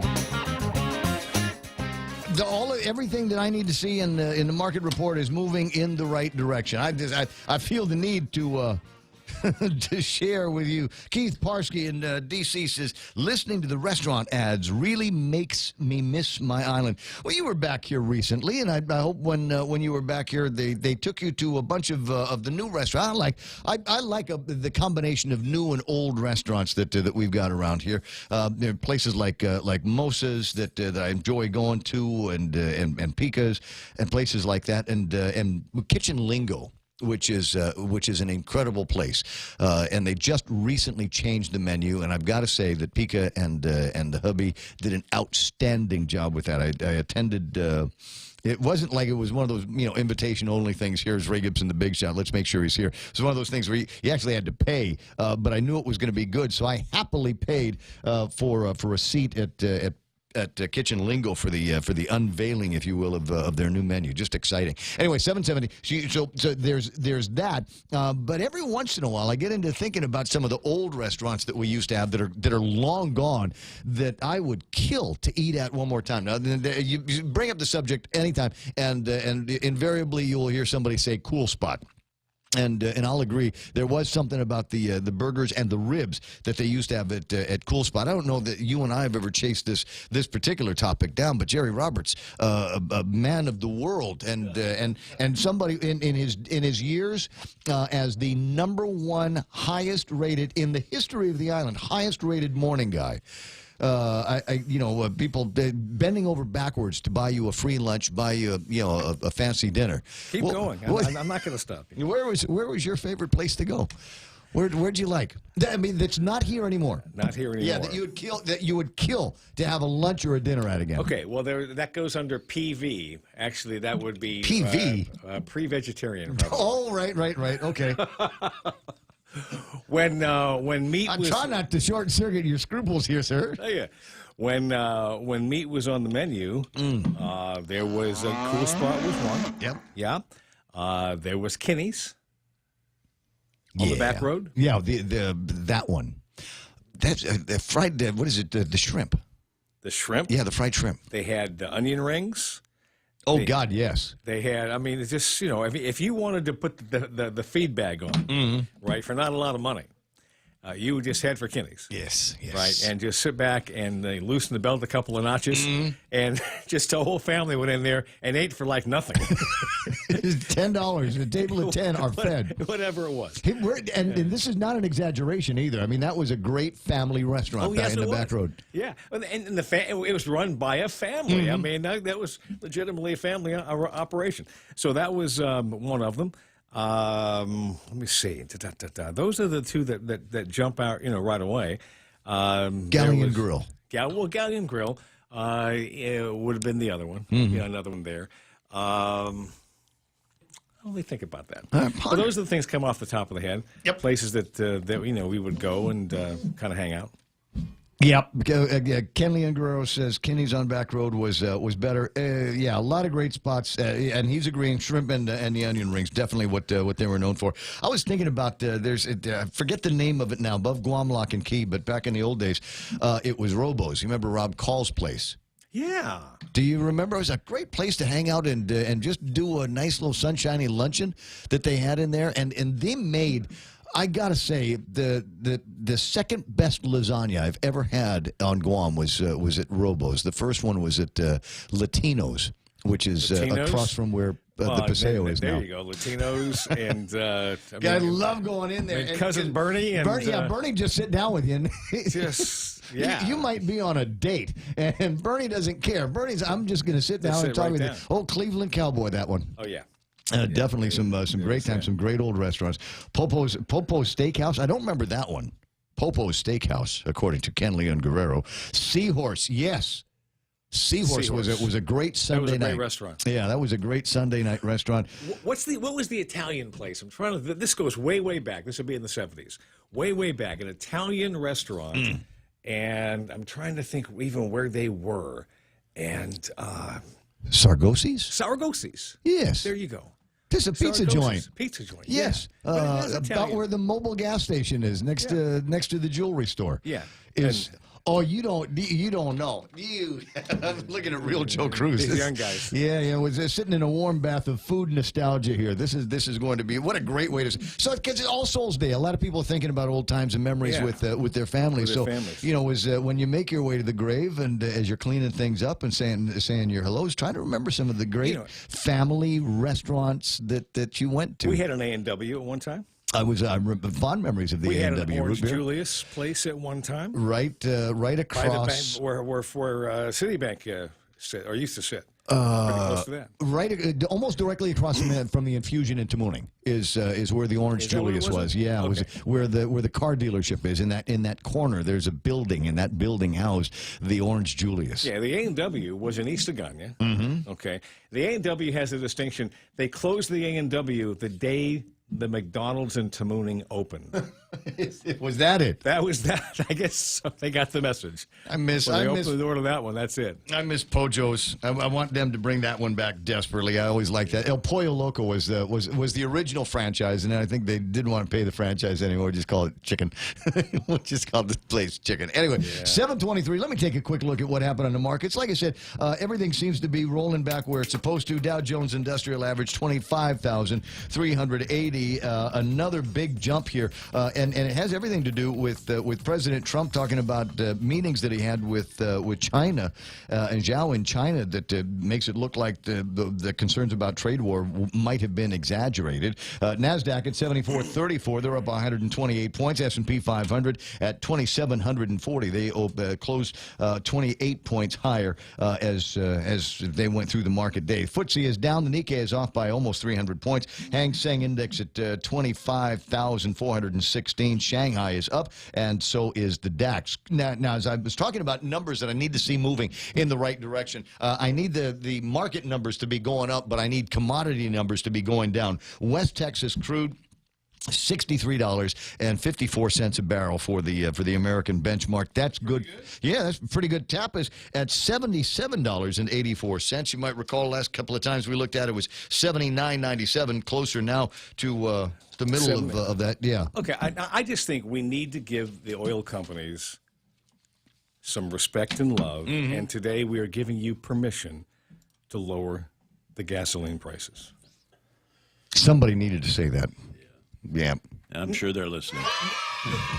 This is not born out of hate and malice. Right. I bear no malice in my heart toward you. I give you permission today, out of the goodness of your heart, to lower the gasoline prices because you know you should, and it's in the interests of all of the people of Guam. We love you. Somebody should be. It's probably too late to do it now, but like Lou or Ray. Which one of the two is on the ropes worse, Lou or Ray? So whichever one do you think they need to come out and say, if you elect me, I'll lower the price of gas. I just bang right now. There will be cheaper gas on Guam, and we'll find ways to keep it cheap. I'd like that idea. We're used to broken promises. What's wrong with just one more? I think. Well, first of all, the Bank of Guam is worth hundreds of billions of dollars, aren't they? $2 billion, according to Lou. Assets at $2 billion. I thought it was 102. No, at the Rotary yesterday, she said that she took it from $900 million. And now it's at $2 billion worth of notes. If they just buy all the gas stations and then subsidize it and subsidize the price, they can bring it down to like $1. Well, there is a conversation that was led by I don't know, Mark Forbes. Mark Forbes, you'll recall Mark was a smoker. I used to be a smoker, and every once in a while we'd get together and smoke cigarettes and solve the problems. And one of the problems that we figured we might be able to solve. I mean, there's nothing you can get. You cannot get any better, any lower than the refined and delivered price of gasoline on Guam. Yep. Can't be done. And who's to say that the prices that we are paying right now are that far away from the refined and delivered price on Guam? Well, no one knows. That's right. Nobody knows. But wouldn't it be cool if there was like a I don't know, a kind of a cost you less model, you know, or a subscription model, where you and I are members of a club, and our membership into this club buys us gasoline at wholesale prices, at refined and delivered prices. Wouldn't that be? Would you like to be a member of that club? I'd like to be a member of that club.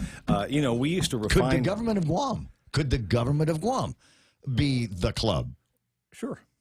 Could the government of Guam actually become dealers, participants in this club where they bought the refined and delivered products, kept it in their tanks, and put it over at government gas stations? Yeah, I mean, it's possible.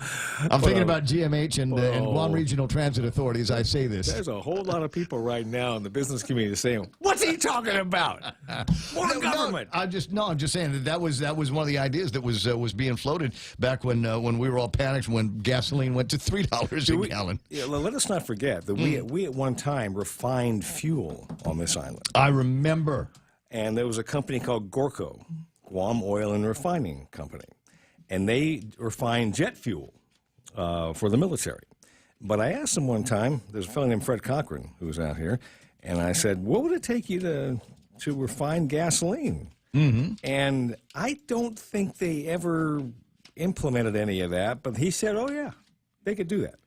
But Gorco was out of business several years later, and they, I think Shell or somebody bought the refinery and did some other things with it. But we've done that before. I mean, that's doable here. What was it that we were able to get kerosene or LP gas or something really, really cheap because it was one of the things that was coming out of the pipe at that refinery company. 7:28 in the morning, and plenty of reminiscing and plenty of numbers to play around with for you. Jerry Roberts is in the studio. That must mean we're doing today's Extra Point live. Ooh.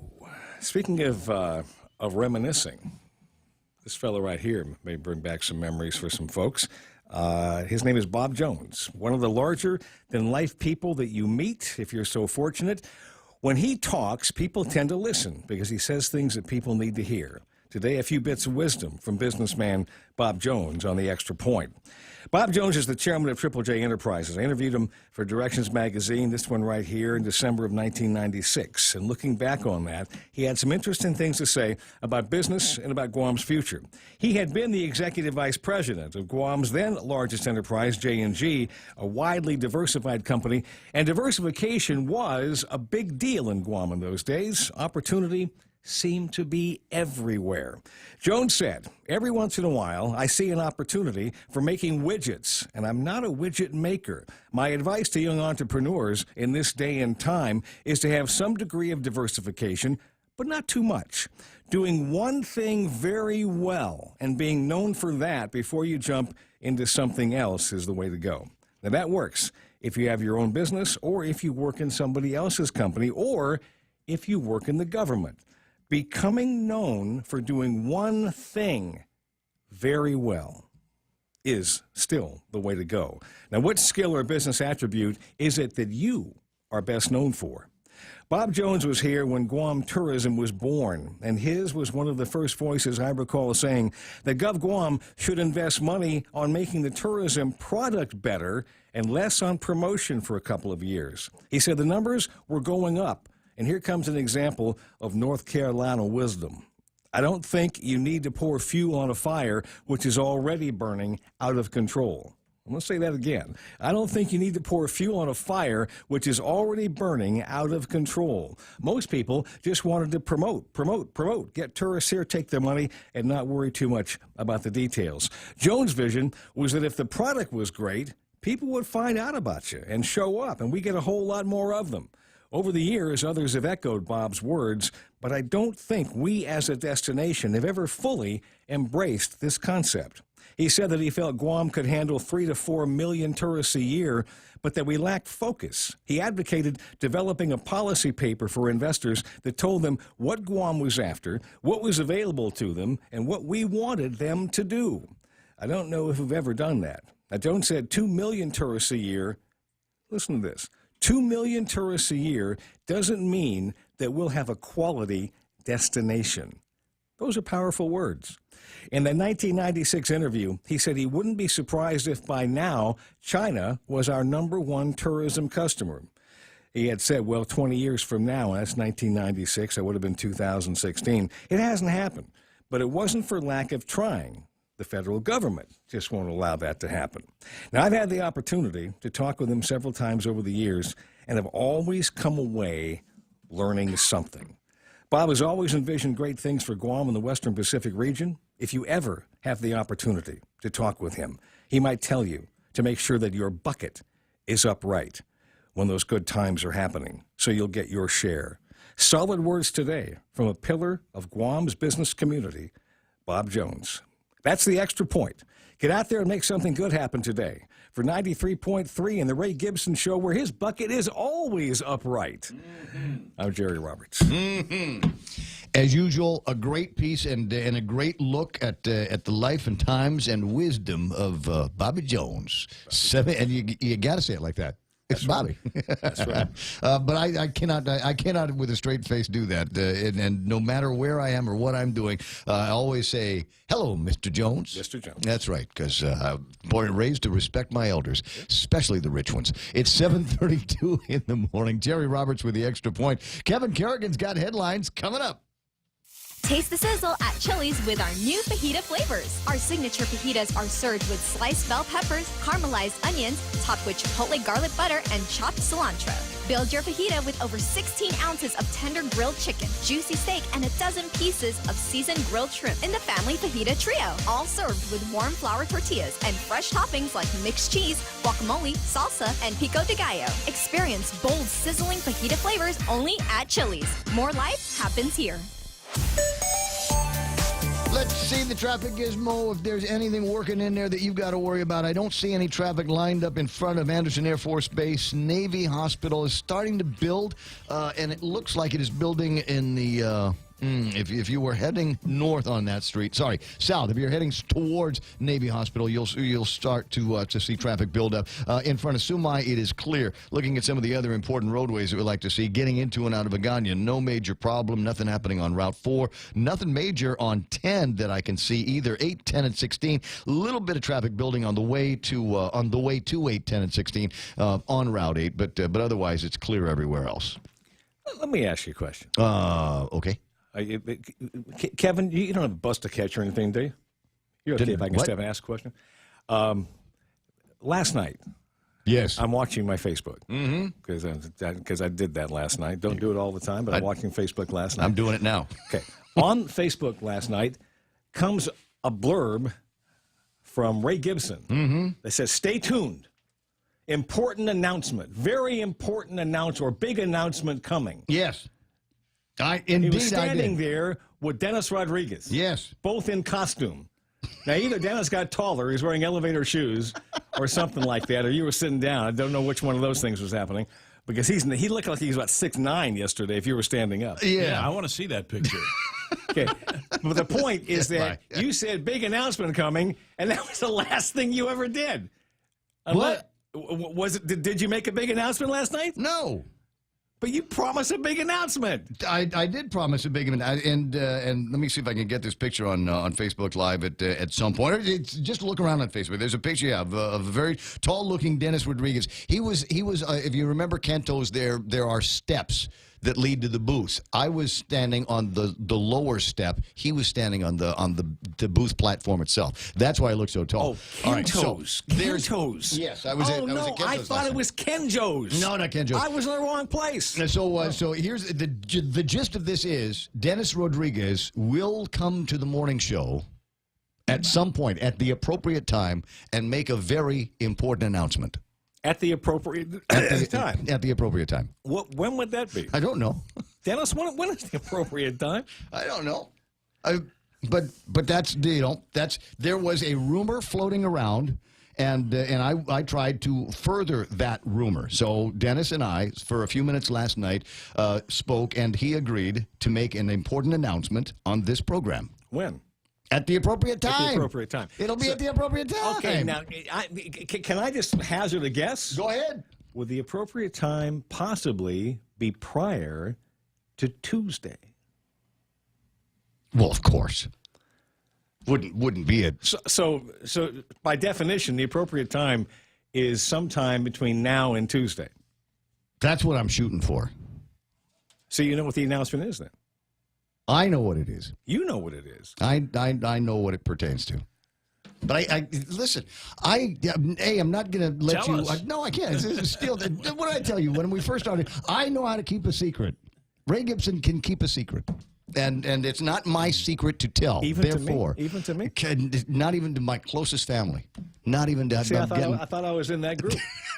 See, I guess I'm sorry. I'm sorry I brought the whole conversation up now. The circle right now is two people, Dennis and Ray. That's it. And it's I'm sorry. Like I said, it's a political season. There's so much at stake. I don't want to. Wait a second. Dennis's wife doesn't even know? I don't know if he's told her. I'm pretty sure she can keep his secrets too. But between Dennis and I, he will be in to make an important announcement. At the appropriate time. At the appropriate time. So stay tuned. That's all I can say about that. It's 7:37 in the morning. Is it time? I'm going to slink out now. Very, very disillusioned, disappointment that I'm not as close to Ray Gibson as I thought I was. My phone's going to start ringing again. Kevin Kerrigan now from the Guam Daily Post with this morning's headlines. Okay, you have to play the music now. or were we supposed to do more commercials? I was? Okay, well, let's do the commercials and then we'll come back with the news. For more than 40 years, we've earned your trust, caring for our island's health, quality care and access to health solutions you deserve. Take care, our island, your health plan. Take care, health solutions that you deserve. Take care, peace of mind to coming for you. Take care, take care, take care. Mike St. Nicholas doesn't believe we are confident enough to govern ourselves. We don't want people who are not confident in their own self-governance to be voting on self-government. Yet, we pursued more self-government because we are confident we can govern ourselves. The only person who does not trust the people of Guam is Mike St. Nicholas. If he doesn't trust us, we can't trust him. Let's vote for Doris Flores Brooks, a trusted, experienced representative who believes and trusts the people of Guam. I'm Doris Flores Brooks, and I approve this message. Paid for by DC Doris for Congress Committee, the King and Osh's Board Treasurer. Now, from the Guam Daily Post, Managing Editor Kevin Kerrigan. Half a day and good morning, Guam. In the headlines from the Daily Post this morning, former UOG professor of psychology Michael Ellert has appealed to the Guam Supreme Court seeking reinstatement to his former position at the university. Ellert was convicted of criminal sexual conduct involving certain UOG students. He was sentenced in 2017. He's filed a petition requesting reinstatement and seeking back pay. But the University of Guam is standing by its decision not to rehire Ellert. UOG's legal counsel, attorney Randy Thompson, telling the High Court yesterday that Ellert's termination was supported by Guam law, which prohibits the employment of persons convicted of criminal sexual conduct. Ellert's attorney, Dan Summerfleck, however, is asking for due process. He said Ellert did not get any notice of adverse action and wasn't given the opportunity to answer. We didn't get a fair hearing, he said. A decision will be issued by the Guam Supreme Court at a later time. A survey by the CNMI's Hotel Association shows that 16 hotels are now up and running following Super Typhoon Yutu last week. Of these hotels, 75% of the rooms are available for occupancy. The others are still in need of some repair.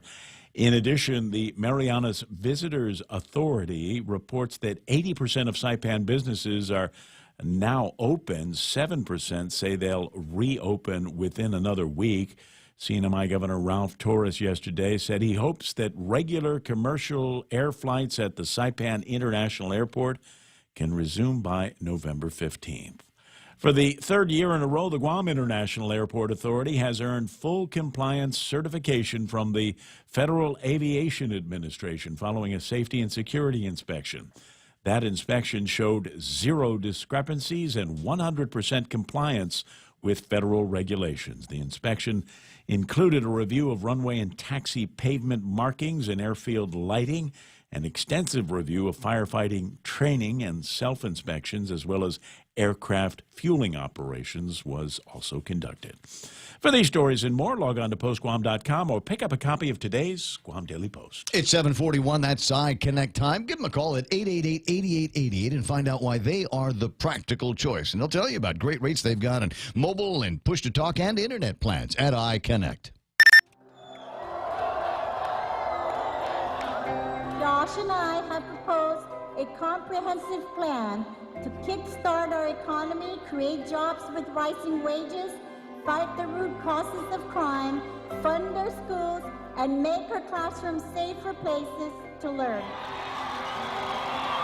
I know the value of life, and when a mother has to go through that very personal decision, it should be done in privacy, not the government, Ray. Stay out of it. He knows a lot about conflict of interest, since he's the one that sent the bill down to the legislature to give himself a pay raise. And I promise you this, I will be a hard-working lieutenant governor, working every day to meet the challenges of Guam and to lift Lou's vision for Guam that is fair, safe, and prosperous. Security Title is honored to join in sponsoring Ray Gibson on The Point. Half a day. I'm Rita Tadigli of Manila, and this is where I start my day, listening to the voices of our community and sharing thoughts about issues that affect all of us. It all boils down to our people and our land. Ingatan ang iyong tahanan, protect your home. When purchasing or refinancing your home, remember to call the professionals at Security Title, just like you call Ray Gibson in the morning. I'm Ken Leon Guerrero, spokesperson for Guam Citizens for Public Accountability, reminding you that your vote counts. Help make Guam's future better than Guam's recent past by voting for the write-in candidate Frank Uggan and Alicia Limtiaco, and vote for the rest of the candidates recommended for a better Guam. You can find the list in the full-page ad in this Sunday's Guam Daily Post. For more information, visit Guam Citizens' website at www.guamc4pa.org. Dun, dun, dun, dun. There we go. Time to take another look at traffic at 7:43 in the morning. Don't see a whole lot happening up in the north end of the island. Looks like we've got a little bit of traffic building from the Chicken Joy intersection. That's now what I'm referring to, the intersection of 1 and 16. From Chicken Joy, because that's where they're going to be putting the Jollibee. That all the way up to the intersection of 1 and 3. GRMC intersection. Again, traffic beginning to build up a little bit there. Also seeing traffic build up northbound, oddly, in Upper Tumont from around St. John's to the intersection of Marine Corps Drive and Route 20. That's, is it 20? It's 14. That's Santos Hill. That's the one that takes you all the way down to Weston. Don't see too much other traffic on the roadways this morning. Whatever was in front of Navy Hospital has cleared up, and there's nothing in front of Big Navy down in Sumai. So enjoy the ride. 7:44. That's right now traffic on The Point. After 34 years as your public servant, my commitment to serve our people has never wavered. I've never cared about making money.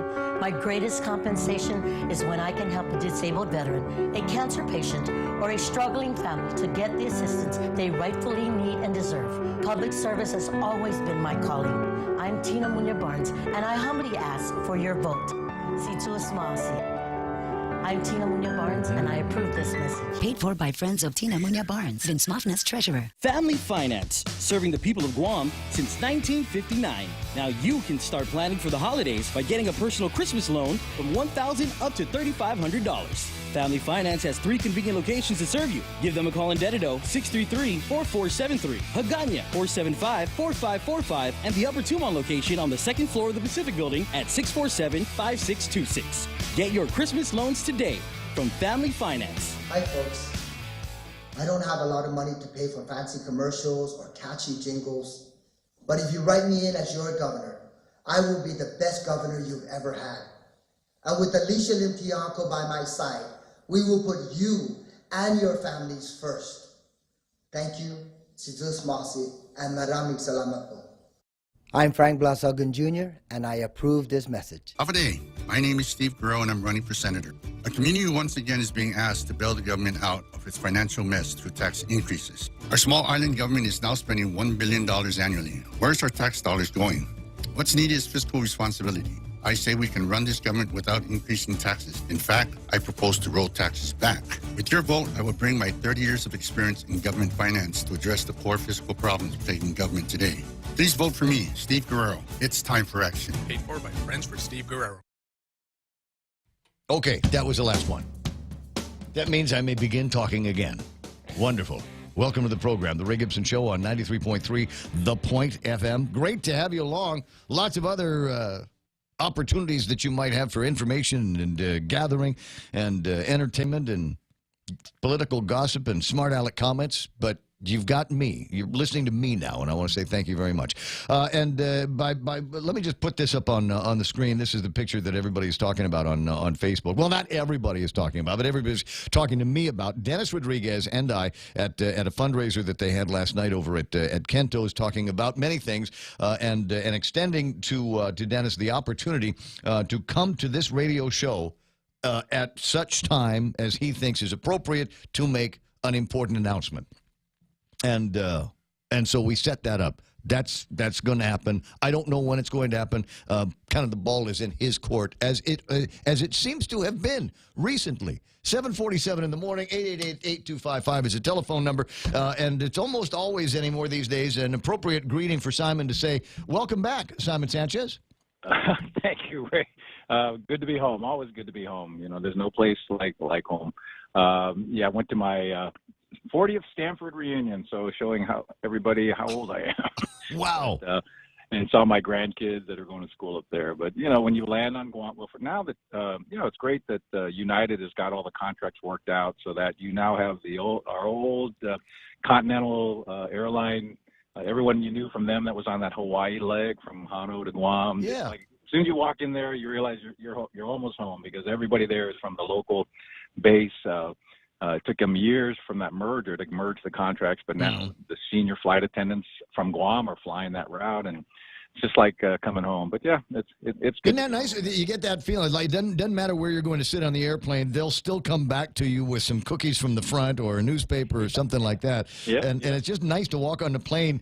It's nice to walk on a plane when they know your name. It doesn't matter anymore which airport, but I'm glad to hear that coming out of Honolulu now, you get that half-a-day experience just as, before the planes even left the tarmac.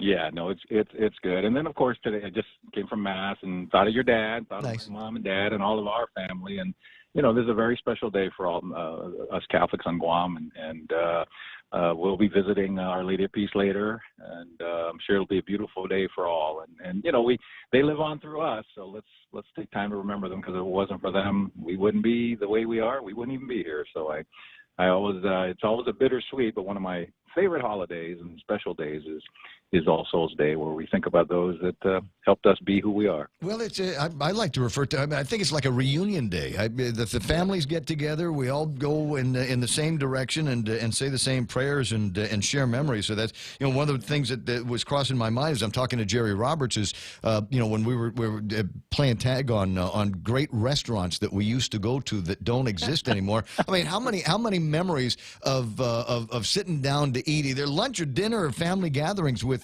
say your dad. Chuck's.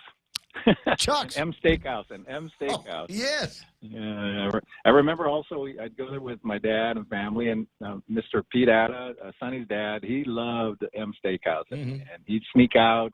He'd get a pass to have his little filet mignon and his scotch on a Friday night, and you know, a lot of great memories, a lot of great people that have made Guam good, and now it's up to us to keep on keeping on, and you going through the election season. It's heating up. It's heating up in the U.S. It's heating up here on Guam. Oh boy, that's for sure. It's our favorite sport. So for my old man and I, we ate at a lot of different places, but I got to say one of my favorite our favorite lunchtime getaways was Ivory where Hamilton Arms was in the sort of building that thing back up, and I don't run out of money or something. They haven't done it, but we'd go in there at least once a week. Chicken cordon bleu, and they'd make these bacon wrapped shrimp, but there was a special way that they made them, special spices they put on them, and that was a great place for Pop and I to just get together and be father and son, be a unit, figure out whose cage we were going to shake next. Yep. Yeah. Well, I'm at King's after services, so that's a familiar time. But There you go. you called me, and I'm sure. Yeah, well, I wanted to find out, obviously, and spent a little bit of time with Tracy the other day about our men from the Guam Power Authority once again going up. I mean, just the crazy images that you had sent me of them loading up an Antonov airplane with cherry pickers and ladder trucks and trucks from all over the place with GPA stickers on the side of them. And I am also told from people that were on the ground in Saipan, there were people that have told me they got chills when they saw the GPA trucks because it was like the cavalry is here. Yep. And I was having dinner with Vic and Goko Matson the other night, and FEMA's asked Matson how to get 1,000 poles from Puerto Rico over to the CNMI, and of course they have to get it to the West Coast. Matson doesn't go out there, but FEMA's pulling its numbers. Everyone is pulling its numbers. I mean, the tragedy and the heartbreak that we see from a week ago, is we restore our faith in each other despite sometimes of our disagreements. When you see everyone lending a hand, and when I flew out of San Francisco and when I flew out of Hanoi yesterday, you still American Red Cross, these nonprofits sending people to help. I mean, everyone is trying to help our brothers and sisters in the CNMI, and Guam's is doing its share. Carlotta and Azuda and the Israel family stepping up, in all the businesses that are, and individuals. I saw the boot drive raise some ungodly number, and that's great, and that's people helping people, and lending a hand. And there are brothers and sisters up there, and many of us have connections up there, blood, business, friendships, and they need our help. And as always, the people of Guam, that's what we're good at. We may have our disagreements in other areas, but when it's time to help, all hands on deck. And I was very proud when I got that video from GPA, and just, it brought tears to my eyes. Say, here we go. Let's help them out. So we shipped, I think, 300 poles. I think they lost 1,000 poles, and they're still counting Tinian. And FEMA's trying to bring in poles, but you saw the large aircraft. In Pongsona, that's what happened with us. We didn't have any bucket trucks. We were down to so few, and we had to fly in bucket trucks. This time we have plenty of bucket trucks, and now we can lend them to the CNMI. We just needed that big aircraft to load it. I think we had a group on the ground, and Tracy probably briefed you on all this. We had a group on the ground on Saturday after Thursday. Just doing assessments, yeah. Right, and then the boys and the girls and the team were mobilizing, and now they're there putting up poles. We're hearing about progress from certain sectors of the power system are back up, because some of these poles, you just want to lean them back up, get the wires back on until you can get a permanent replacement, but just to get some energy flowing. And, it's a drill we're all too familiar with here in Guam, and now we're seeing our families and friends and the CNMI go through it. But, well, there's the other utility, GPA, GWA, and so have there been assessments on the water systems and the needs of the water systems, and is there anything that the guys from GWA might be able to press their shoulders into? I haven't had a chance to talk to Miguel. I haven't seen anything in the email. I know power was the first priority, and that'll get your wells back up. And they've got groups up there. They've got some challenges with their aquifer, even if they get the power back up to the wells, the salinity issues. But, water's water. You get it up there. I see they're doing some desal, but I'm not aware that GWA has got a group. That doesn't mean they haven't. I just haven't seen it in the email chat. And power was the first priority. And the established protocols, we have agreements with Palau, the CNMI, Juke. I mean, over the years, GPA, Ken Flores, John Beneventi, because this happens too often, we have a pretty good protocol set, but usually not with water, not as, that if you get power, you usually get water, and that's where their first priority is. But I can check this morning. Yeah, I'm just kind of curious, and I'm sure that there are people at GWA that would be more than willing to lend a hand and fly up and help, if for no other reason, just to be part of that brigade. One of the other things that I noted in my conversation with Tracy was the fact that we are sending people up there now that have got lots of experience helping Saipan get back on their feet. Yep. The system is small. We know it. They know us. And they basically need bucket trucks and professional people that can get those poles back up, get the issues of transformers. What other materials do they have? They won't be able to get the whole system up with what we have immediately on hand, but it's a start. And then FEMA will bring in some other stuff. I'm sure they're working with CUC, and CUC, most importantly, is working hard with FEMA, because that's where no one keeps 1,000 transformers just lying around, per se. They're going to have to find it and get it and ship it. But we sent some up. We're sending poles up. We're sending people up. We'll get it up as much as we can.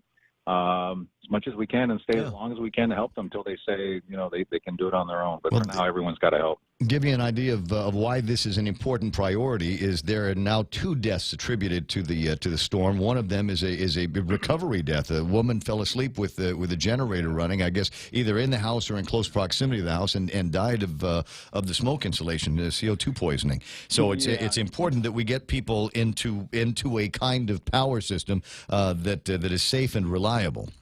But Phil is, and Bank Pacific is up there, and Lou's with First Hawaiian. So when you talk to the banks, they're talking about how to help people with loan payments. But the other side of the equation, they're not earning income. People that normally would have a job, even bank employees can't come to work because they don't have a house. So you got this issue of, even while you're helping on the one side of the equation, no tourists are coming. No, you're not going to work. The schools are closed. And if you're a teacher, how are you getting a check? I mean, all those things that you take for granted when the world's going smooth, that are part of the recovery. How does that keep going? Businesses don't pay taxes when they're not open, so their monthly GRT, all those things, and then a check every 2 weeks. Are you going to get it, whether you're in the private or the public sector up there? Because you need it to rebuild. But how do you rebuild? And their economy has struggled for many, many years, even though they now just have gaming. There's a period when the garment industries left where it was really difficult. Oh, I remember that. That town turned black overnight. A note that I wanted to pass along, and now's a good time to do it. Security Title in Saipan is announcing that people there can go to Security Title and get help filling out the FEMA claim forms because they're going to be asking for lot numbers and things like that. And if your house blew away, you're never going to find that paper with your lot marker on it. So you just give them the address. The CNMI folks at Security Title will be able to look it up, and that will be the first step in getting the relief from FEMA when it comes by. So pass that along to friends of yours that are up in Saipan, and to note that there is going to be a container at the parking lot of Security Title here on Guam. They're working with the Chinese Chamber of Commerce on that. Yep. A lot of people helping out, which is the goodness of our people. Hey, who's going to win before I let you go, Si? I get the news coming up. So before I let you go, who's going to win the election on Tuesday? The people of Guam. Okay, no, really, who's going to win the election on Tuesday? The people of Guam. They'll make their choices. I hope we have a great turnout. I'm glad to see the highest registration. Yeah. I think turnout has been no less than 70% in the gubernatorial, so that's like 39,000 votes. So there's about 10,000, 15,000 people. We have no idea how they're going to vote because they didn't vote in the primary. They're going to show up Tuesday, and they're going to make the difference. And we've learned 200 votes, 100 votes. It all makes a difference. So please, remember your loved ones today. Oh, that's right. You're running. You're running in the race for the Consolidated Commission on Utilities. I forgot to ask about that. Okay, so it's number one of 4 names that are out there. So I wish you very good luck on that one. You get your share of 50,000 votes. Well, and thanks for all you do for the community, and have a good All Souls Day, everyone. Remember your loved ones. Have a great weekend. And then next Tuesday, make sure you make time to vote. It's so important that you vote, no matter who you're going to vote for. Even if you're not voting for me, make sure you vote. Gotcha. Si, I'll talk to you pretty soon. Again, welcome home. And happy 40th reunion. Amazing. Imagine that. No, there's some guys running around 40th reunion going, I didn't think I was going to live this long.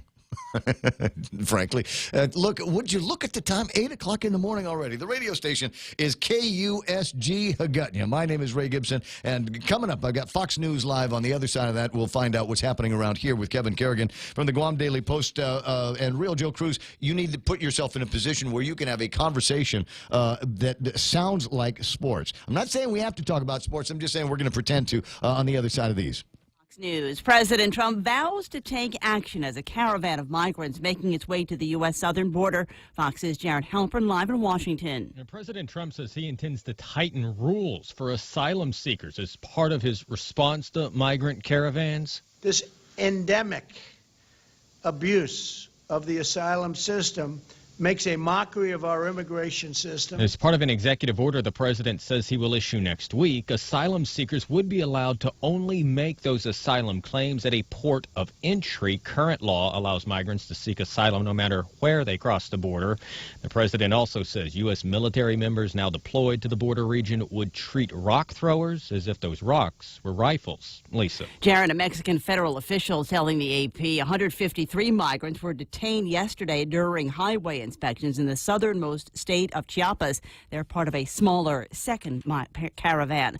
Another court appearance for the suspect in Saturday's shooting massacre at a Pittsburgh synagogue. 56-year-old Robert Bowers pleading not guilty to federal charges that could put him on death row as more victims are laid to rest today. Fox's Gernal Scott has this live. Lisa, a remembrance held today for a husband and wife, Sylvan and Bernice Simon, who were memorialized by their son as a beacon of light that can help eliminate hate.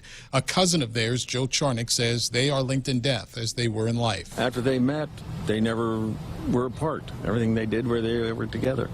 And I know even now they still were together. The other funeral today for Dr. Richard Gottfried, a dentist who also treated immigrants and refugees. 10 of the 11 victims have now been eulogized. One service remains tomorrow for the eldest victim, 97-year-old Rose Mallinger. Lisa. Thanks, Gernal. Wall Street, the Dow up 264. This is Fox News. As I look around, there are so many longtime Democrats, but it doesn't serve the good of our island or our Democratic Party when we don't embrace the will of our party. And that will was choosing Lou and Josh. The people that have been forgotten, we will bring people helping people back. I'm banking on Lou and Josh. I want to invite those Democrats, those Republicans that are sitting maybe on the sidelines. Well, I want to tell them that they have a home here with us. Family is about more than who you are related to. It includes everyone. This election is coming down to one value and one value only: trust. Who will you trust to protect the people of Guam?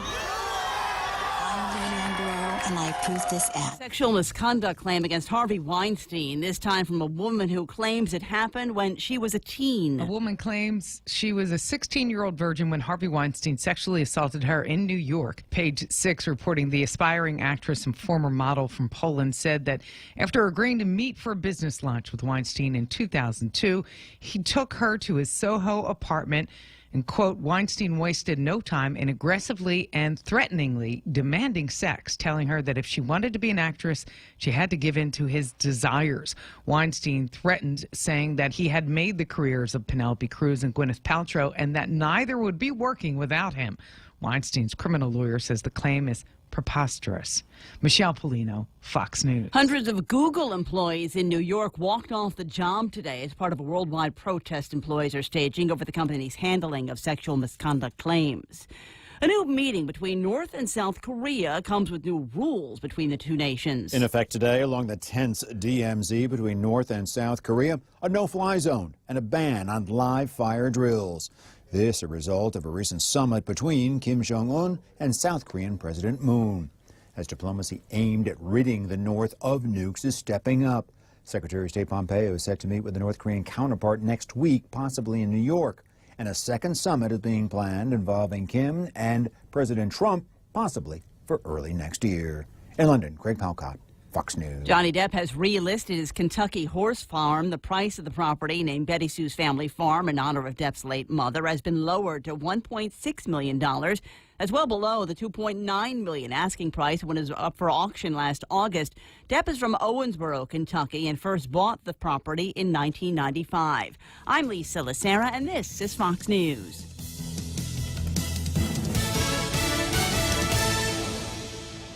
As a proud father, husband, taxpayer, citizen soldier, and son of Guam, I want to fight for our working class families who pay their taxes on time, send their kids to school, and abide by our laws while taxes rise and services suffer. For 13 years, I served you as a public school educator. For almost 13 years, I served you as a citizen soldier in the Guam National Guard. And now, as number 13 on the Democratic ballot, I want to serve you as your senator. Please vote Jack Hattick III for senator on November 6th. So vote for Jack. I'm Jack Hattick III, and I approve this message. message. What are the benefits of switching to the handset payment option with GTA? For starters, you can customize a plan that matches your budget and lowers your monthly payment. HPO lets you upgrade to the latest phones whenever you want.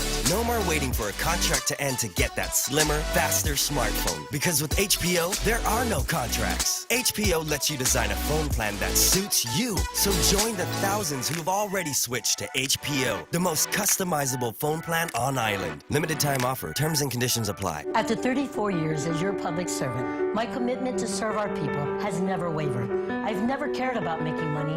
My greatest compensation is when I can help a disabled veteran, a cancer patient, or a struggling family to get the assistance they rightfully need and deserve. Public service has always been my calling. I'm Tina Muñoz Barnes, and I humbly ask for your vote. See to a small seat. I'm Tina Muñoz Barnes, and I approve this message. Paid for by friends of Tina Muñoz Barnes, Vince Mofness, Treasurer. If you can dream uncommon design and unprecedented engineering, you define the 2018 Lexus. The boldly designed IS Sport Sedan's aggressive design stimulates the senses. Advanced paddle shifting puts the exhilarating performance of the IS Sport Sedan at your fingertips. With deep, luxurious seating, the ES350 offers an ultimate level of comfort, while cutting-edge engineering delivers a thrilling drive. Put yourself in a 2018 Lexus. Now with special incentives. At Atkins Kroll. As the island's executive director for the Commission on Decolonization, I've had the opportunity to work alongside local, regional, and international leaders to shape the discussion regarding Guam's political future. As a longtime youth leader, I've had the opportunity to work with future generations to build a better today and tomorrow for themselves through mentorship. Allow me the opportunity to work for you in the 35th Guam Legislature. I humbly ask for your vote this election. My name is Amanda Block, and I approve this message. Paid for the committee to elect Amanda Fetzel Blas for Senate.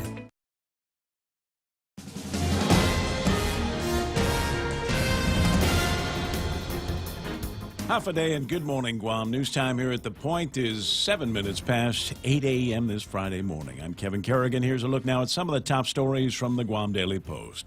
The Rotary Club of Guam yesterday hosting the final forum between the Republican and Democratic Party candidates for governor. It was a mild exchange between Republican Ray Tenorio and Democrat Lou Leon Guerrero compared to their heated clash 2 days earlier at the UOG Fieldhouse. The write-in team of Senator Frank Uggan Jr. and Alicia Limtiaco asked to take part, but their request was denied. They stood at the door to greet the Rotarians, but left before the forum got underway and later responded to the same questions in an email. Among the questions asked was, what would you do in your first 100 days in office if elected governor? Tenorio said, it's important that we have a dedicated funding source for the Guam Memorial Hospital. That's the first and foremost, he said.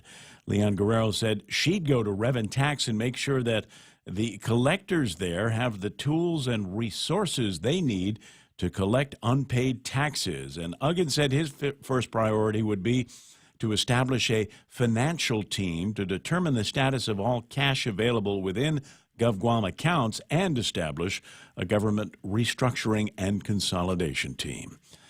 The attorney for former police officer Mark Torre Jr. appealed to the Guam Supreme Court yesterday to reverse Torre's negligent homicide conviction in the shooting death of fellow police officer Albert Piolo. Piolo died after being shot once below his right armpit with Torre's gun in the early morning hours of July 13, 2015. Attorney Anita Areola argued the Superior Court erred. She said Torre was taken into custody immediately after the shooting and was not given his Miranda rights when statements he made were recorded by another officer on a body cam. Therefore, she said those statements should not have been shown to the jury. They were involuntary and inadmissible and should have been suppressed. However, Assistant Attorney General Marianne Wolochuk countered that Torre was not in custody at the time the recording was made. She said Torre was very drunk when he was put on the tailgate outside the home where Piolo was shot, and it was only natural that police would try to steady him. But he had not yet been arrested. Therefore, the remarks he made that were recorded on the body cam were admissible as evidence. The justices took the arguments under advisement, and they'll issue a decision at a later time. We'll have more news after this. At Guam Regional Medical City, it is our mission to become the island's premier choice for specialty care, like cardiology, pulmonology, neurosciences, orthopedics, oncology services, and more. We aim to protect our island from heart attacks, strokes, cancer, and diabetic complications. But should you suffer from such diseases, we're ready with world-class options, both inpatient and outpatient. For more information, visit us at grmc.gu. After 34 years as your public servant, my commitment to serve our people has never wavered. I've never cared about making money. My greatest compensation is when I can help a disabled veteran, a cancer patient, or a struggling family to get the assistance they rightfully need and deserve. Public service has always been my calling. I'm Tina Munya Barnes, and I humbly ask for your vote. I'm Tina Munya Barnes, and I approve this message. Paid for by friends of Tina Munya Barnes, Vince Mofness, Treasurer. News time here at The Point is 11 minutes past 8 a.m. All maternal and child health care patients at Guam Regional Medical City were transferred to Guam Memorial Hospital Wednesday. GRMC's maternity and pediatric units have been closed and are no longer accepting new patients. Earlier this month, GRMC announced the closings, saying its specialty services would be expanded, and they were closed in order to reduce redundancies of health care here on island. GRMC is now advising all women and children aged 17 or younger to seek care at Guam Memorial Hospital. However, should any woman or child in need of emergency care go to GRMC's emergency department, they will not be turned away. The hospital will see those patients, stabilize them, and transfer those in need of inpatient care to GMH. A release from GRMC yesterday said that GRMC and GMH are confident the new focus of services at each hospital will have a positive impact on Guam's health care. GRMC will be expanding its adult specialty care services and taking advantage of its previously underutilized second floor. A survey by the CNMI's Hotel Association shows that 16 hotels are now up and running after Super Typhoon U2. Of those hotels, 75% of the rooms are available for occupancy. The others are still in need of some repair. In addition, the Marianas Visitors Authority reports that 80% of Saipan businesses are now back open. 7% report that they will open within another week. CNMI Governor Ralph Torres has set November 15th as the target date to have essential systems operational so that commercial flights can resume at the Saipan International Airport. For these stories and more, log on to postguam.com or pick up a copy of today's Guam Daily Post. Ray now with a look at weather. I feel bad because we don't have Mike here to do the weather. And there's just, there's something magical about the way he does it. He's so educated in the ways of weather. So I've taken the time in the last few minutes to brush up on my meteorological skills and would like to deliver a weather forecast just like Mike would if he was here. The polar vortex is pushing a Kelvin wave inflows, causing a surge in the tropopause fold. So you can expect the dryline shear to cause increases in the isotherm readings on your hodograph. Say what? I'll translate that for you. Isolated showers today, mostly sunny skies, 89 degrees in the high end with a heat index of 93 degrees and 77 degrees on the overnight. Winds right now from the east, 10 to 14 miles an hour. Ought to be slowing down a little bit around sunset, 9 to 13 miles an hour. Not to say that the sunset's going to be at 9:13. What's it like being in the States in the summertime? It's late. 9 to 13 miles an hour is what it should be going down to. Sun's been going down a lot earlier, about 5:54, 5:53 for sunset tonight, and we'll see the sunrise come up about the same time tomorrow morning, 6:10 or so. It's 8:14, so check your isotherm readings on the hodograph just to be certain. That's news and weather together here on The Point. At the heart of everything we do is our mission to improve the life of every child. From mungy nennies to growing teens, they'll be in trusted hands at FHP Health Center, where we offer comprehensive pediatric services to nurture and protect your child's health from day one. Begin your little one's journey to good health at FHP with seasoned pediatricians and professional staff who hold decades of combined experience. FHP Health Center, our island, your clinic.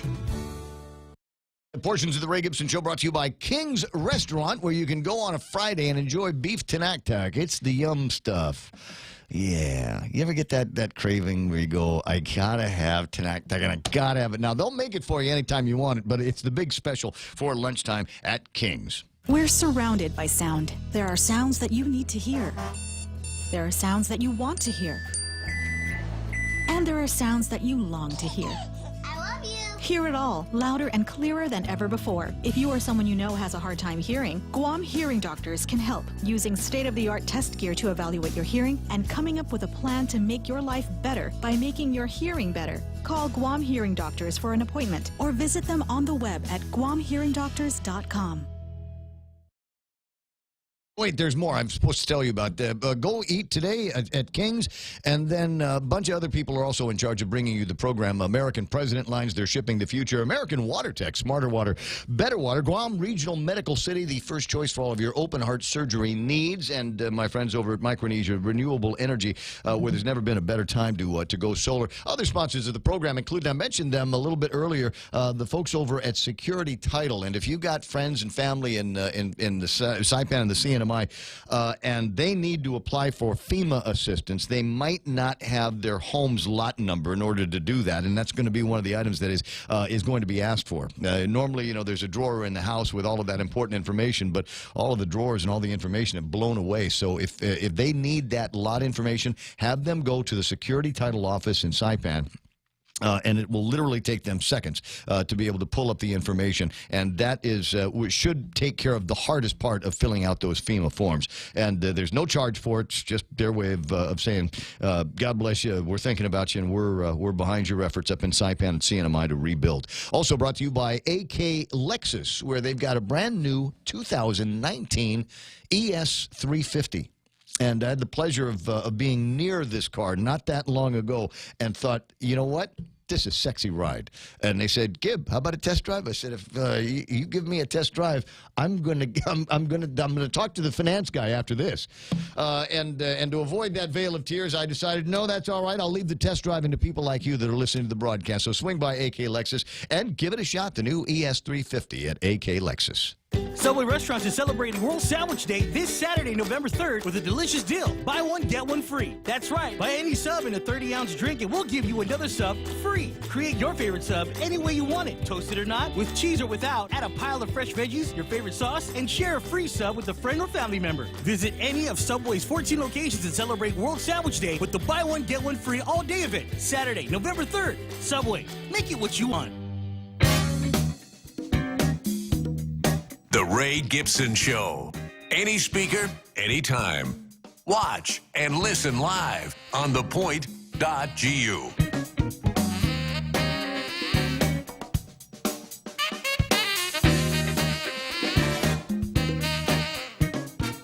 Is it time? It is 8:18 already in the morning. 8:18. So I appreciate you allowing me to gag on the weather buzzwords. There's actually a place where you can go on the World Wide Web. This is where I found it, guys.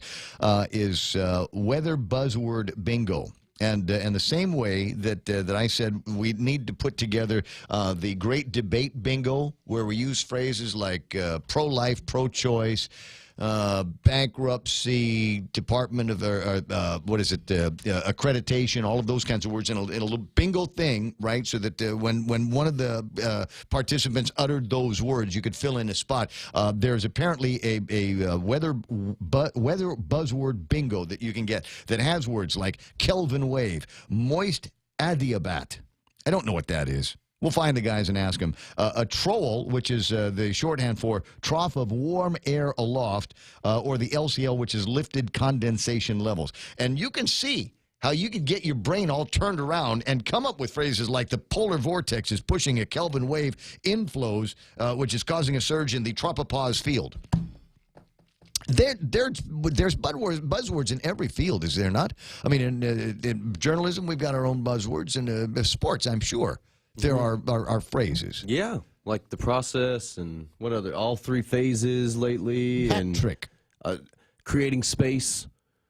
Good players create space. Do they? Mm-hmm. No matter the sport. Like LeBron James, you know what he does really well under the basket? He creates space. Is that it? Yeah. Do you know what? He shoves people He just- aside. Yeah, you know what Jerry Rice used to do when he was streaking down the field, Ray? Yeah. He's really good at creating space. Yeah.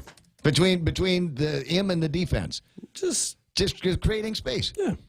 Are we creating space here? Is there the possibility that I know we're wasting time? See, that's but are what we he does, creating Ray. He space? gets out on the outside, he pushes the defense to this side, and he creates space, and that allows his quarterback to drop the football 15 yards down the field. Touchdown Bears. 8:20 in the morning. It's time for Sports with Blake.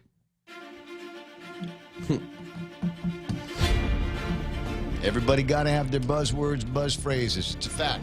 Got Dr. Cabrera on the line. We'll talk with him a little bit later on this morning, and I'll see if I can get some medical buzzwords for you as well. In the meantime, big football going to be happening this weekend, so we'll start with that, and you'll have to do your pick'ems by yourself. All by myself. Yeah, Okay. Yeah. Well, I mean, I don't know. I mean, are you guys talking with Joe about it, with Real Joe Cruz? No, I really don't follow the football lately. I haven't been. I've been too busy with Tall Tales. Yeah. I don't want to hear it. I had a new baby once and 3 jobs, and I still kept up with all the NFL that I need to. Anyway, we can move. Okay, so I'm just kidding. I didn't expect Joe to keep up with the football. I know Joe doesn't watch football. Okay. I'm just giving him a But hard time. we've got to get through it for us. Ladies and gentlemen, the most boring part of the program is for the week is when we go through the pick'ems, and we'll try to get to it as quickly and in as a sexy manner as possible. Are you ready? Yeah. Go. We've already glossed over today. The opening week football game is going to be between the two worst, Oakland versus San Francisco. It doesn't really matter. Pick who you want, I guess, who you like. Brad called it the toilet bowl. Yeah, it is the toilet bowl. The only people that care about this are people in Oakland and people in the Bay. So, pick whoever you think is the worst. Chicago will take on Buffalo. I think Chicago Bears are pretty decent. Buffalo's not any good.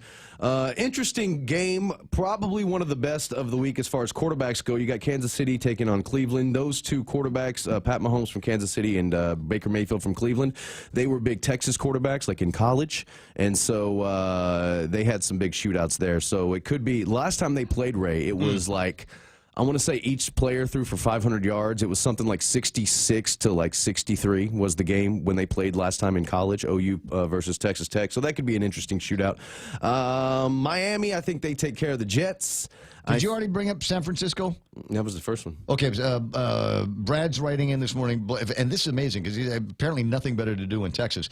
San Fran is starting their backup. The replacement starter has a bum wrist. This will make a bad team even worse. Mm-hmm. And I don't think Oakland has won a game yet, so that could be, it's not going to be a very fun game to watch. Minnesota versus Detroit. Detroit just let go of their best receiver. I don't know if that's really going to affect them, and Minnesota is, they were there last year. I think they're the better team. Washington, I think they lose their winning streak. They've won like 3 or 4 in a row, which is pretty uncharacteristic of that team. They're a lot better than people thought, but I think Atlanta stops them this week.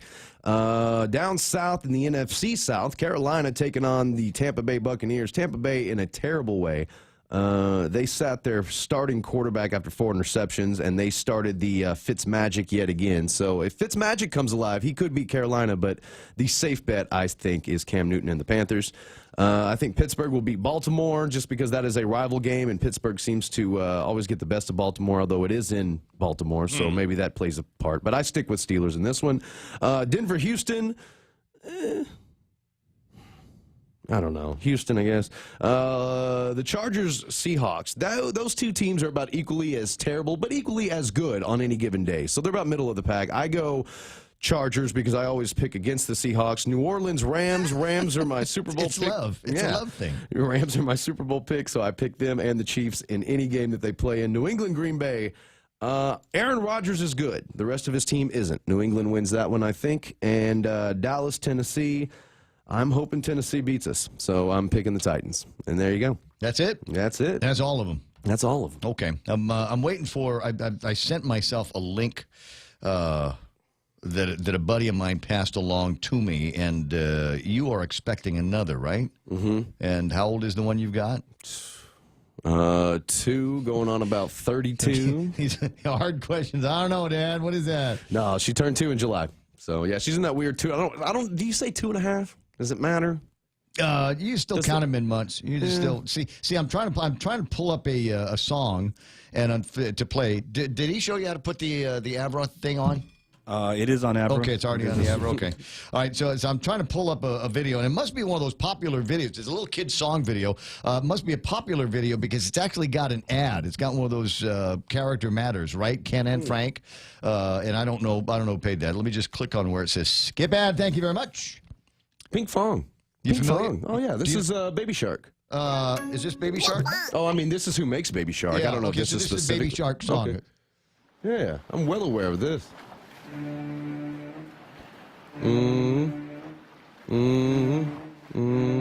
This is how you know there's nothing else left to talk about. Yeah, we got to do the moves, too. You know the moves, Joe? Like this.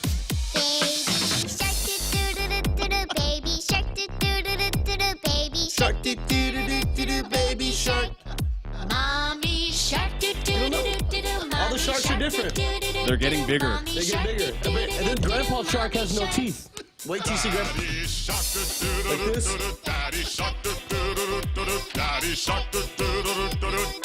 Let's watch Grandma Shark.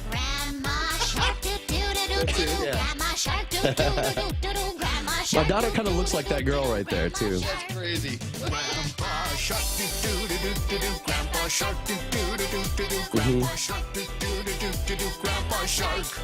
Let's go. This is number one. Fortunately for you, the listeners, They're about to run away. See? It's only a couple of minutes long. It already feels like this has been playing for 20. I think this song was actually on the Asia Pop 40. I'm not joking. I heard Dom Lau play this on like in the top 5 of the Asia Pop 40. Maybe when it first came out, so in July, maybe June, something like that. I don't know. Yeah, I got all these people. I'm sure you got kids and grandkids, but it don't make any difference. Everybody You guys knows Baby Shark. Yeah, but the people are saying, please make it stop already. See, to me, Andrea Warren. I'm so used to the Baby Shark song that it doesn't even. It's just background. I could hear it all. That and Coco and They got another one though. There's I was looking at all the different. They've got like a monkey song with the same people. Pink Fong. All right. So those of you that want to torture your children, I think they were Korean with based songs for their grandchildren. All right, look for Pink Fong on YouTube. Pink Fong. Subscribe. Pink Fong. Oh, burn on you. Brad Hewitt says those picks are why Blake is in 10th place in the point pick'em. No, the reason I'm in 10th place is because I didn't pick for a whole 2 weeks. Yeah. Remember? So I gave all of y'all In your 2 face, whole Brad. weeks. Yeah, I gave all. Yeah. Go enjoy Texas, Brad. Get off the radio. No, but yeah, he's lurking. Is he? No, Yeah, he sent me stuff in the middle of the night in Facebook. He sent me some funny videos in the middle of the night. So that's what. Are there any that we can play? No. No, not I don't that know. kind of. Is there? I don't know. I didn't peruse it. No, it's yeah, it's some Street Fighters fight. It's 2 guys fighting. I don't know if I can't hear it. So, All right, I so don't know if here's it's this is my problem. My problem is I've got a video from my brother that I can play on the Facebook system. But I'm not going to because people will hate me. Why? Because it's one of those videos, right, where it looks like somebody's just doing like a YouTube conversation, and then they're screaming. Then it's you remember that was popular in the early days of social media. Somebody put a picture, keep your eye on the chair in the corner, and you watch the thing in the chair in the corner, and then somebody come up in the foreground or the maze. You got to watch the maze. Watch the little snake go through the maze, and halfway through the face will come through. But this one here is clever. It gets your attention because you don't think anything like that could possibly be coming. And the thing, if I put it online, people will want to fight me and everybody else in the room. I hate you. Don't ever do that again. You know what came up on my Facebook was please don't use your technology for evil, Mr. Gibson. It scares. So on my YouTube playlist, because it's based on what you watch, I saw so it popped up of scares, and there was a whole I didn't watch it. There's a whole 10-minute video of just those maze scares, just those people staring with the headphones on, and they always shoot back from the from the desk with everything just in chaos as they're scared and they fall down. Insane. I have those on my playlist as well. Now, 8:29 this weekend, 3 5Ks. Oddly, if I'm reading this right, one of them is going to take place right on top of the other. Heart of a Warrior 5K tomorrow, showtime 5:30 at Chamorro Village, and then Sunday at 5:30 Chamorro Village, showtime for the UOG Sherm 5K, and then there's the Smurf 2K 5K, Chamorro Village, showtime at 5, go time at 6. So it sounds like there's two races simultaneously. Would they do that? It's technically possible. Yeah. To have the But I two mean, would races they? go off. I mean, like, would they would allow that? If I'm reading it right, if in my mind the scenario is correct, what you would have is you would have the Lou and Josh team leaving Chamorro Village heading south towards Adelup, and the Frank and Ton team would leave Chamorro Village going north towards Alupang. I'm sorry, I'm just using a political metaphor. But you could have them leave Okay, Chamorro 'cause I Village was just about to and say- go off in different directions. They can go north and south. No, but I mean, like, would they would allow it just because the whole point is to make money, right? For the 5Ks. Yeah. So I mean, like, what if you show up thinking one's there and the other one's there, and you end up giving money to the one that you know what I mean, like to the other one when the other, like it. Okay, so you would go for one, and this is the way I would do it because I'm a suck runner, right? Mm-hmm. I would go and see where the guys in my age group are lining up to run. Okay. Right? So the faster guys in my age group, if they're running in the UOG Sherm race, I'll run in the Smurf race. Oh. And have a better shot at placing. Right. And getting the medal. Okay. And the cash prizes and stuff. So that's that's the way it works. What about the post race? Like, do they all use the pavilion, right? So yeah, is and those are the questions I'm trying to answer. But it would be an interesting sports thing to have two races leaving at the same time from the same location. And I wouldn't mind it. I was talking about guys like Derek Mendel and Ryan Mitienzo, who would be perfectly capable of running one, and even as they start late in the other one, still probably place. Pretty highly. They're that good, that fast, that young. 8:31 in the morning. That's all the time that we got for sports. We'll see what happens with the pick'ems come Monday morning. Although Monday morning we'll also be spending a lot of time talking about politics. But after Tuesday, if things go right for at least one of the candidates in the gubernatorial race, that's sports will be all we have to talk about after Tuesday. Yeah, and it's good too because it's just now starting to pick up with second quarter. Thank God. Yes. All right, 8:20 to 8:32. That's Blake Watson. I've got Kevin Kerrigan in headlines coming up next. Mike St. Nicholas doesn't believe we are confident enough to govern ourselves. We don't want people who are not confident in their own self-governance to be voting on self-government. Yet, we pursued more self-government because we are confident we can govern ourselves. The only person who does not trust the people of Guam is Mike St. Nicholas. If he doesn't trust us, we can't trust him. Let's vote for Doris Flores Brooks, a trusted, experienced representative who believes and trusts the people of Guam. I'm Doris Flores Brooks, and I approve this message. Paid for by DC Doors for Congress Committee, Vicky Ganache's board treasurer.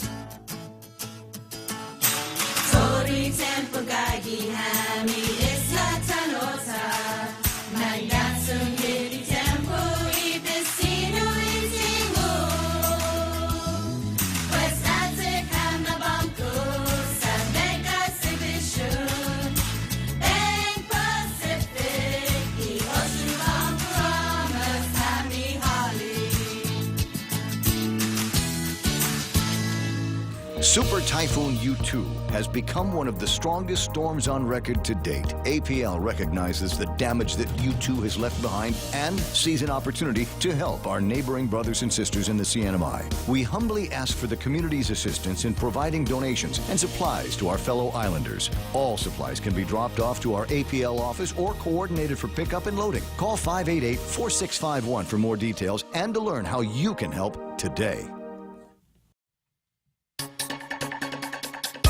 It's 8:33. Time for headlines from the Guam Daily Post. Here's Kevin Kerrigan. Half a day and good morning, Guam. And the headlines from the Daily Post this morning: 3 more migrants convicted of sexually assaulting children in 3 different cases now facing deportation after Governor Eddie Calvo commuted their sentences, paving the way for their transfer to the custody of federal immigration authorities. They are 38-year-old Asin Moni, who was convicted of criminal sexual conduct and sentenced to 20 years in prison. He's a native of Chuk. His victims were girls who were 8 and 9 at the time they were raped. 60-year-old Kaskian Henry, also convicted of criminal sexual conduct involving a 10-year-old girl. He was sentenced to 5 years. He is a native of Pohnpei. And Cherry Koto, also from Chuk, he was convicted of criminal sexual conduct, sentenced to 5 years. His victim was a 14-year-old girl. The men will be transferred to the custody of the federal government until they are deported. To date, the governor has commuted the sentences for either removal or deportation of 68 convicts. Former UOG professor of psychology Michael Ellert has appealed to the Guam Supreme Court seeking reinstatement to his former position at the university. Ellert was convicted of criminal sexual conduct involving certain UOG students. He was sentenced in 2017. He has filed a petition requesting reinstatement, seeking back pay, but the University of Guam is standing by its decision not to reinstate him. UOG's legal counsel telling the High Court yesterday, its attorney Randy Thompson, he told the court that Ellert's termination was supported by Guam law, which prohibits the employment of persons convicted of criminal sexual conduct. Ellert's attorney, meanwhile, Dan Summerfleck, asked for due process. He said Ellert did not get any notice of adverse action, wasn't given the opportunity to answer. We didn't get a fair hearing, he said. The decision will be issued by the High Court at a later time. And for the third year in a row, the Guam International Airport Authority has earned a full compliance certification from the Federal Aviation Administration following a safety and security inspection. The inspection showed zero discrepancies and 100% compliance with federal regulations. The inspection included a review of runway and taxiway pavement markings, airfield lighting, and an extensive review of firefighting training, self-inspections, and aircraft fueling operations. For these stories and more, log on to postguam.com or pick up a copy of today's Guam Daily Post. I think I will. It's 8:36. We'll call that iConnect time. Swing by the nearest iConnect and ask them why they are the practical choice. Actually, when they start talking to you about the rates they have for mobile internet and push-to-talk plans, you'll go, wow, iConnect is the practical choice. The Calvo Tenor administration built almost 3,000 affordable homes. Through our Guma 2000 plan, Tenorio Ada will ensure that 2,000 first-time home buyers will have access to 3-bedroom, typhoon-resistant houses with a mortgage of around $800 a month. Calvo Tenorio erected the Guam Museum, the most comprehensive cultural facility on island. Tenorio Ada will advocate for and support more institutions that promote the Chamorro language, customs, and history. As a former member of the U.S. Army, I have a great appreciation for Guam's military veteran. We fought bravely for a nation whose president we can't vote for. This is a travesty that Ray and I will fight to fix. From the promotion of our culture to the protection of our natural resources, from providing housing to providing for the needs of our veterans, Ray and I will improve the quality of life for all Guameans. I'm Ray Tenorio, and I approve this message. On November 6th, vote Tenorio Ada. Taste the sizzle at Chili's with our new fajita flavors. Our signature fajitas are served with sliced bell peppers, caramelized onions, topped with chipotle garlic butter, and chopped cilantro. Build your fajita with over 16 ounces of tender grilled chicken, juicy steak, and a dozen pieces of seasoned grilled shrimp in the family fajita trio. All served with warm flour tortillas and fresh toppings like mixed cheese, guacamole, salsa, and pico de gallo. Experience bold, sizzling fajita flavors only at Chili's. More life happens here. Day. My name is Steve Guerrero, and I'm running for senator. Our community once again is being asked to bail the government out of its financial mess through tax increases. Our small island government is now spending $1 billion annually. Where's our tax dollars going? What's needed is fiscal responsibility. I say we can run this government without increasing taxes. In fact, I propose to roll taxes back. With your vote, I will bring my 30 years of experience in government finance to address the poor fiscal problems plaguing government today.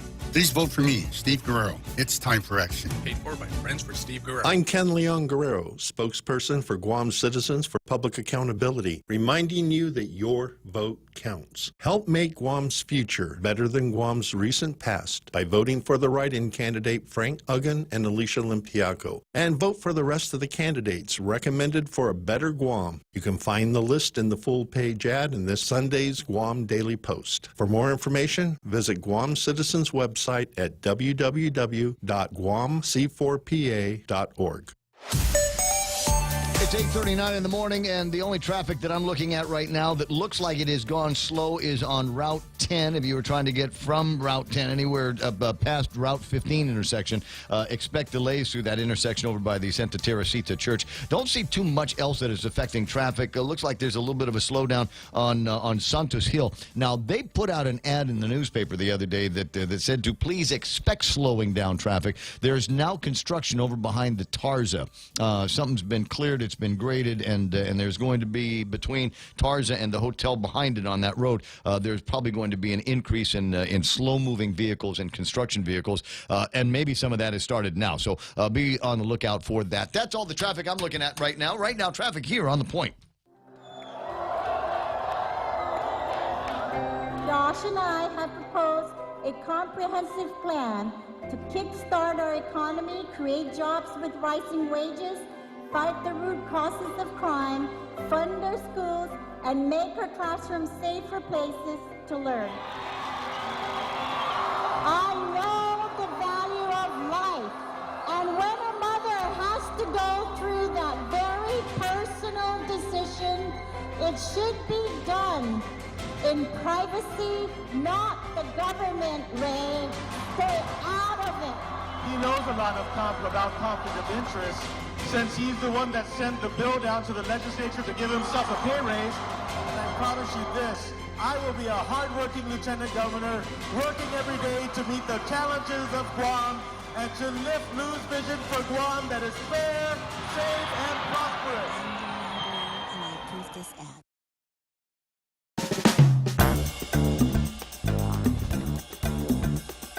Wow, things happening fast. A note from Brad Rizal on Facebook.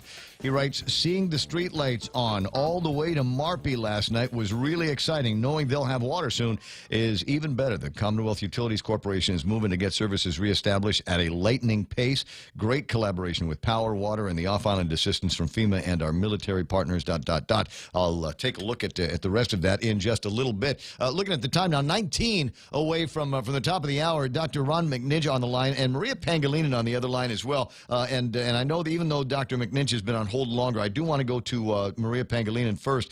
Speaking of Saipan and the relief efforts that are underway up there with literally a ton of guys from Guam, men and equipment. We've got guardsmen and men and women up there, and we've got personnel from GPA up there. And the question is, how are they going to get their vote in on Tuesday? Good morning, Maria Pangilinan. Half a day, Ray Gibson. Important question that people are asking me about what steps do they need to take. So I got a cousin that's a guardsman in Saipan right now. How will we ensure that he gets his vote in?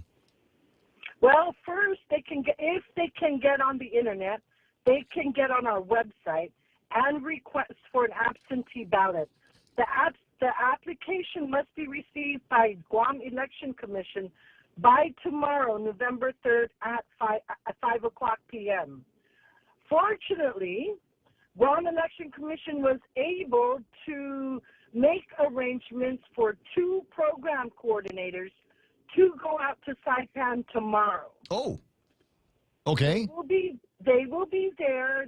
They're leaving on a 7:30 flight tomorrow morning, and they will be there up until Sunday morning. So they will have with them application forms and everything else, all the printed material that is required for them to vote. Why didn't they just take up ballots? They will, but they will have to take not the regular ballots, because we don't know where the soldiers or the other like the Guam Power Authority folks. We may take e-ballots, or we may take regular ballots only if we know where all the soldiers and the Guam voters are, which precincts they're from. Oh, I see. If we don't have that information, we will bring printed out e-ballots. Okay, I see what you're saying. So that would be the reason why we didn't just take up a small version, a portable version, if you will, of the Guam Election Commission and send it up there. So it's the closest that you could get to that. Yes. To being able to duplicate in-office voting. That's correct. And then the non-military folks will need a notary public, because it's absentee, off-island absentee. So our 2 folks that are going out double as notary public. Oh, thank goodness. Truly notary public. Okay, because the first time we'd heard about this, it just sounded way too cumbersome, and it looked like those votes were just going to be lost because they had to go to the website, they got to fill out the application, then they got to have stuff emailed to them and then faxed back, and it sounded like too many steps. Yes, and so we've been in constant communication with both Army Reserve Center and the National Guard and Guam Power Authority.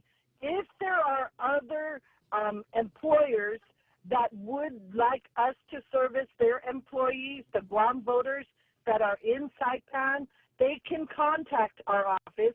We'll be in today at the office, or they can call me at my number. All right, and get that all taken care of and squared away because they're going to be on the flight tomorrow at 7:30. That's correct. I got you. All right. Well, like I said, I think it's a much better plan that you've got today than the one that I heard the other day, and I'm glad everybody is pulling on the same ropes. Because they are helping out in Saipan should not cost them the opportunity to be involved in our big election here on Tuesday. Yes. So I think with National Guard, we may already have very tentative arrangements. They all get together for lunch by the mayor's office. I don't know if I'm supposed to say that on here. That's all right. If that happens, that would be the ideal place for our two coordinators to get them there, and our partners, the CNMI Election Commission, they've agreed to, whatever they can do, they're going to assist us while we're there. What an interesting place for the two different offices to intersect, and what an interesting reason for that to happen. But I'm glad that the coordination is there. Maria, I don't have too much else for you. I just wanted to say have a great weekend. I know you guys are going to be busy. I've seen the notices that you've put out for the meeting on the that you're going to have on the 6th, and I think you've already noticed the meeting on the 7th as well, right? Yes, and the test election, Ray Gibson, the test election is this Sunday, November 4th, at the University of Guam Fieldhouse. Ah, okay. So we're just going to run some ballots through there, and hey, you know what you can do? You can use some of the ballots from the primary election, and look, Lillian Guerrero won again. I'm Cassie like that. Yes, sir, you are. Right. And so we just also want to remind folks that we are still accepting homebound applications. So if anybody knows anybody that's homebound, please call our office. All we need is contact information, name, and date of birth of the homebound person. We are also servicing the hospitals at this time. Yep. We've been up to GRMC and GMH several times already, and we will continue to serve over the weekend. Okay. All right. Well, folks, go to the Guam Election Commission, the website. Very, very useful website. Maybe one of the most useful websites in the entire government of Guam, and learn everything that you need to know. It'll get to be Monday, and I'll try not to bug you on Monday. On Tuesday, we'll obviously need to spend some time talking about precincts, openings, what people can bring, what people don't bring, and all of the things that you can and can't do, what you should or should not wear when you go vote. So I'll talk to you on Tuesday morning for sure. And Monday is the last day for homebound. I'm sorry, for in-office voting with excuse. Gotcha. All right, friends, that's all the information that I think you need to make your way through the next couple of days as far as this election is concerned. Thanks again for your time, Maria. You're very welcome, Ray Gibson. Thank you for having us all the time. It's obviously this is the season. It's like Christmas. We talk about what department stores are on sale. You're one of the bigger songs that we get to play on this talk radio station. Thank you so much, Ray Gibson. Have a nice day. 8:48 in the morning, 888-8255. Dr. Ron McNinch on the line from the University of Guam. Good morning, Doc. Hey, good morning, Ray. Happy day, Guam. How you doing there? All right. Just running around. Are you prepared to make a prediction on what's going to happen when the counts are done on Tuesday night? Yeah. Okay, go ahead. I think that we have in this race the three body problem, and the three body problem is always a bit of a headache because, and I might have mentioned, I don't know if I mentioned this to you and your listeners before, but in 2006, Robert Underwood was running against Felix Camacho, and Camacho won by 800 votes. But Camacho won by 50.25%. That 25% is just 50 votes away from the 50% plus one number. Yes.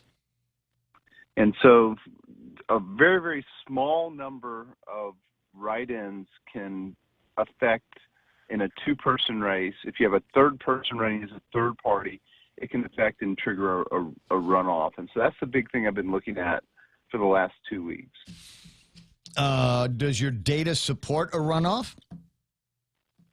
I mean, based on the number of registered voters out there, what the expectations might be on a decent turnout for us, and how many write-in votes would you need to take Lou or Ray off of a 50% plus one platform?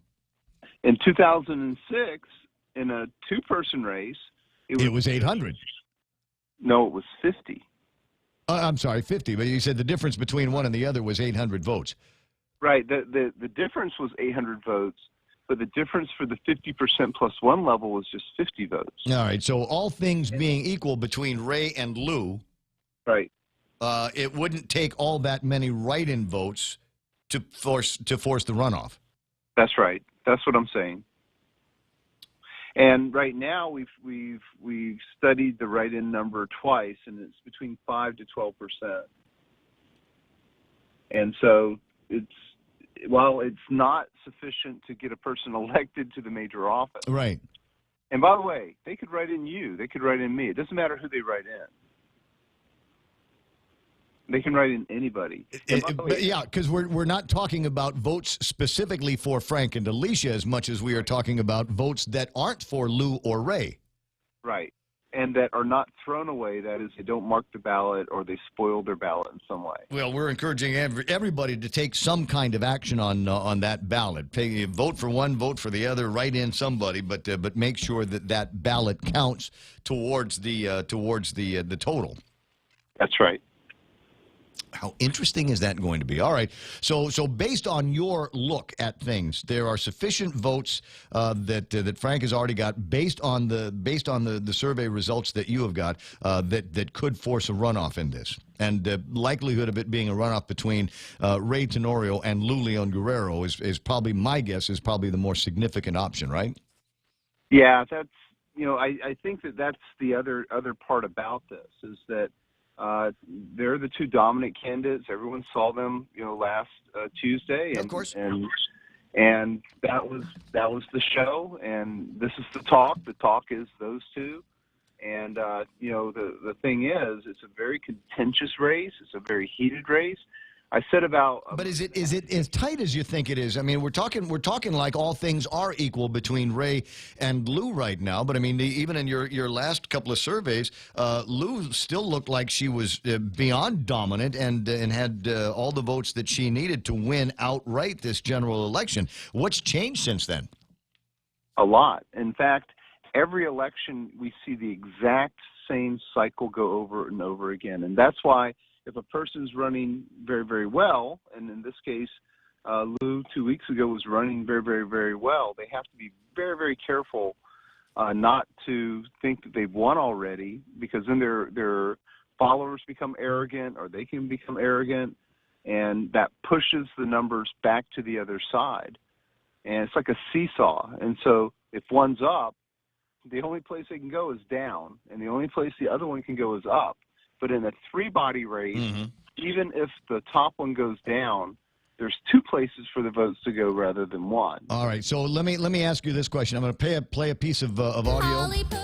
Oh, wait a second. I got to turn that piece of audio off. I'm sorry. It's the video from the Korean cartoons. So what I'm trying to gather here is, did this video bring things back to even? You'll recognize the audio right off.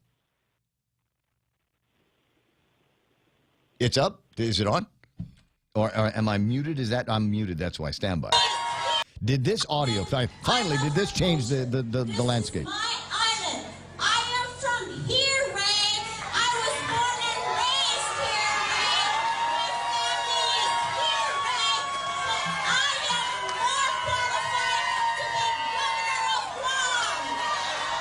Did that change the playing field? What changes the playing field in every election on Guam, Ray, isn't so much the video or the audio or any other statements. It's what people say about those things after they see them.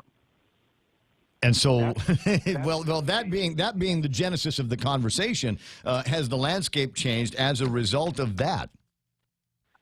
I don't know whether it's a result of one single thing, but between the last 2 weeks of every election, things always change, and it's always driven by people talking at every point.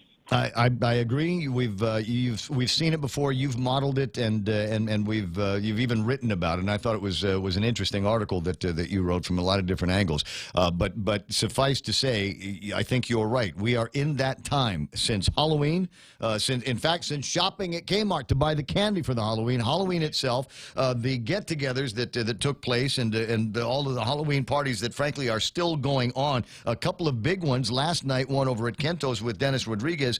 His family and a ton of supporters from all kinds of camps that were there with him as well. We've got All Souls Day, All Saints Day, and an entire weekend of 5Ks and family get-togethers before it gets to be Tuesday and time to vote. And that's where the elections decided, really, is in all of these informal discussions and side discussions and interpretations of what was meant by everything that everybody has said in the last week. Now, what can be done in this last week if there are perception issues based on that video or that conversation or those black ads that came out? What can be done about it at this late stage? The other side, when you're attacked, there's a couple of things. The best thing the other side can do is simply appropriately respond. But the thing is, people, for that kind of video, they don't want to hear the facts. They want to hear a counterbalancing emotion kind of response. You see, you can't fight off a emotionally driven attack by coming up with facts or figures. You have to deal with an emotionally driven attack using counter emotion. I did it for the children. Yeah. I hear what you're saying. I did it for love. It'll be crazy interesting to see what's going to be happening. Obviously, this is a major race. Do you see anything significant happening in the race for Attorney General's office? Anything significant happening? Any weird breakaways that are happening in the race for Congress? I'm really interested in both of those races. I think they're both very dynamic, as well as the governor's race is very dynamic. The race for the Attorney General has really heated up. Mm-hmm. You know, the weird thing is, for Attorney General and for the delegate, that race is won in the last week. It's not won beforehand. It's won in the it's between the Halloween and election days when both of those races are won. Mm-hmm. Well, so my advice for everybody is if you got a pretty good thing going and you like the way the numbers seem to be headed and where you are in the race, I'd go underground. Just live like a monk until Tuesday morning and then go out and wave at all the precincts. Don't say anything. Don't do anything. Don't be anywhere where there might be a camera running. And that's everywhere now. By the way, Ray, there's something I want to tell you, okay? When have you ever had more fun with an election than this year? Oh, well, you know I have fun all the time. I have fun all the time. There's a rumor floating around, and maybe it's a little bit more closer to fruition, that there is going to be a major announcement made on this program by Senator Dennis Rodriguez. And this is all part of the fun. Isn't it? Absolutely. Yeah. Isn't it? Yeah. Oh, I see what's going on. All right. Now, there's one other point, and Ken Leon Guerrero and I had a little bit of a disagreement on this. Oh, I'm not going to have time to ask the question, but it had to do with the great debate. He was upset because he didn't hear a whole lot of new ideas and new talk, and I said the great debate, the week before the election is not where you want to be trying out new ideas and new platform stumps. Yeah. Okay, good. You agree with me. That's all I needed. I got to run. It's 9 o'clock in the morning. Ron will have an autopsy, I suppose, on Tuesday, Wednesday at the latest. All right? Yeah, I think we might have a diagnosis also maybe on Monday. I'll be looking for the article. I'll see you soon, buddy. All right. There we are. KUSG Haggadah. That's us here at The Point. KUSG Haggadah, The Point, 93.3 on the FM dial, all of that stuff. Another hour of crazy political gossip and small talk coming up next. Is it Fox News? Laying out the plan. I'm Lisa Lacera, Fox News. President Trump announcing he will sign an executive order next week that would ban migrants from crossing the border illegally. We will not allow our generosity to be abused by those who would break our laws, defy our rules, violate our borders, break into our country illegally. We won't allow it. He says they're making a mockery of our immigration system. Mass uncontrolled immigration is especially unfair to the many wonderful, law-abiding immigrants already living here who followed the rules and waited their turn. Some have been waiting for many years. Some have been waiting for a long time. They've done everything perfectly. And they're going to come in. And the president says he's told the military mobilizing at the southern border that if migrants throw rocks at them, they should act as if the rocks are rifles. The president now heading to Missouri as he continues his campaign blitz in the countdown to the midterm elections. The Georgia governor's race getting some star power as Oprah Winfrey stumps for Democrat Stacey Abrams. So I'm here as an independent who made my own decision, paid my own way. Nobody paid for me to be here. And I have approved this message. If Abrams wins, she would become the first African-American woman governor ever.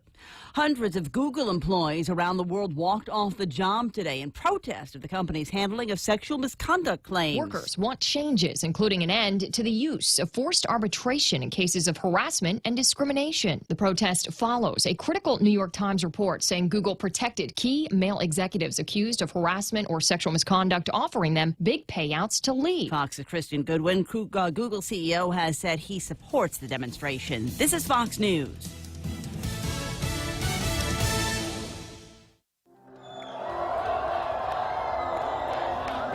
Josh and I have proposed a comprehensive plan to kickstart our economy, create jobs with rising wages, fight the root causes of crime, fund our schools, and make our classrooms safer places to learn. I know the value of life, and when a mother has to go through that very personal decision, it should be done in privacy, not the government, Ray. Stay out of it. He knows a lot about conflict of interest since he's the one that sent the bill down to the legislature to give himself a pay raise. And I promise you this, I will be a hardworking lieutenant governor working every day to meet the challenges of Guam and to lift Lou's vision for Guam that is fair, safe, and prosperous. Federal law enforcement official says murdered gangster Whitey Bulger had been transferred to the prison where he was killed because he had disciplinary problems at a Florida prison. Bulger died this week at the federal prison in West Virginia, the case being investigated as a homicide.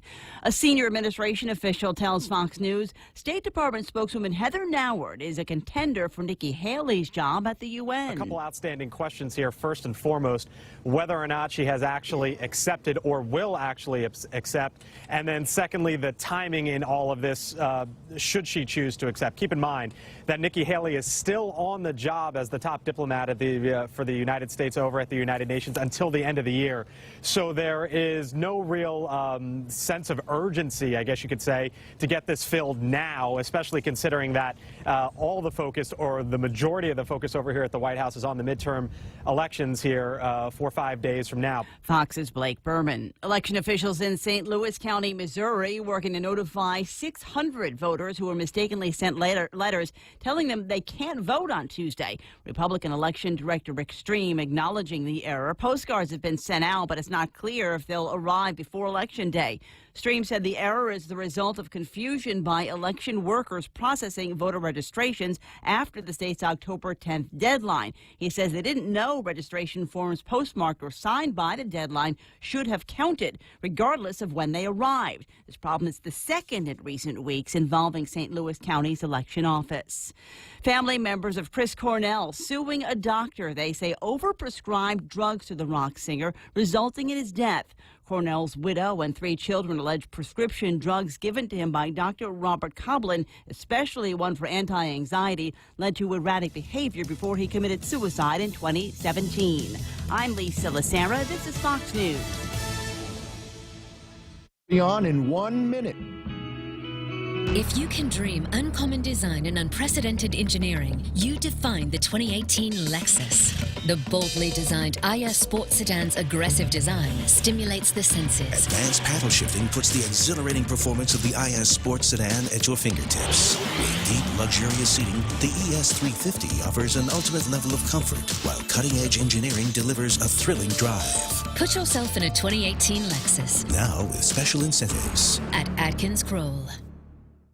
Portions of the program are brought to you by King's Restaurant. What do they have at King's Restaurant today? Beef Tinaktak. They got a daily special every day for lunch. Beef Tinaktak is the deal today. Or the pick 2 or 3 combo. Monday, something to look forward to. Yes, Salisbury steak. And then Thursday next week, something else to look forward to besides the fact that it's Thursday. Meatloaf. Yeah, that's Luncheonette at King's. Half a day. I'm Amanda Shelton, running to be your senator. I believe that Guam's best days are in front of us, and with hard work, new ideas, and common sense, we can overcome our challenges and make life better for everyone. I embrace the values of service and respect, and as your senator, I will act with passion, leadership, and courage to be your trusted public servant. I'm Amanda Shelton, number 3 Democrat, and I humbly ask for your vote. Seduas Maasi. Paid for by the committee to elect Amanda Shelton. Johnny Cole Torres, Treasurer. Other portions of the program brought to you by American WaterTech. Smarter water, better water. Guam Regional Medical City, first choice for all of your open heart surgery needs. Micronesia Renewable Energy. Never been a better time to go solar. And American President Lines. They're shipping the future. Half a day. I'm Amanda Shelton, running to be your senator. I believe that Guam's best days are in front of us, and with hard work, new ideas, and common sense, we can overcome our challenges and make life better for everyone. I embrace the values of service and respect, and as your senator, I will act with passion, leadership, and courage to be your trusted public servant. I'm Amanda Shelton, number 3 Democrat, and I humbly ask for your vote. Seduas Maasi. Paid for by the committee to elect Amanda Shelton. Johnny Cole Torres, Treasurer. Hungry? Stop by Circle K for Craft Kitchen's hot breakfast, lunch, and dinner items delivered fresh 3 times a day. Circle K, take it easy. Be your own barista at Circle K. Create your perfect beverage with our large selection of premium coffees, sweeteners, and creamers, including 2% almond milk and soy milk. Circle K, take it easy. Regine Bisco Lee isn't always the loudest senator, but that's because she's busy getting things done. Regine fought higher taxes from day one. Her first bill sent senatorial pay raises to public schools instead of politicians' pockets. And she took the governor to court when some politicians asked for nearly $200 million in new debt. Want a senator that strengthens our economy, champions our environment, and protects our children? Vote Regine Bisco Lee for senator. Regine Bisco Lee, strong, honest, effective. I'm Regine Bisco Lee, and I approve this message. Security Title is honored to join in sponsoring Ray Gibson on The Point. My name is Alicia Blas from Agate, and this is where I start my day, listening to the voices of our community and sharing thoughts about issues that affect all of us. It all boils down to our people and our land. Putehi Igomamu. Protect your home. When purchasing or refinancing your home, remember to call the professionals at Security Title, just like you call Ray Gibson in the morning. Taste the sizzle at Chili's with our new fajita flavors. Our signature fajitas are served with sliced bell peppers, caramelized onions, topped with chipotle garlic butter, and chopped cilantro. Build your fajita with over 16 ounces of tender grilled chicken, juicy steak, and a dozen pieces of seasoned grilled shrimp in the family fajita trio. All served with warm flour tortillas and fresh toppings like mixed cheese, guacamole, salsa, and pico de gallo. Experience bold, sizzling fajita flavors only at Chili's. More life happens here. Wow. The Ray Gibson Show. Call now. 888-TALK. That's 888-8255. And we normally don't do weather at this time, but since I took the trouble of writing a spoof script on the weather, I'm going to do it. in honor of Michael Knight not being here to provide me weather. I had to strike out on my. You know what would be fun would be like to find somebody over at the National Weather Service and see how close I got. I mean, just playing around with the buzzwords, just throwing buzzwords in at random. How close I actually got to a real weathercast. I'm sure they're listening. You think? They're probably having a good laugh about it. The polar vortex is pushing a Kelvin wave inflows, causing a surge in the tropopause fold. You can expect the dry line shear to cause an increase in the isotherm readings on your hodograph. You know, people thought I would get smarter. Need to figure out how here. to do that. Well, you can do Mike's voice better. Morning, y'all. The weather forecast today, isolated showers, mostly sunny skies.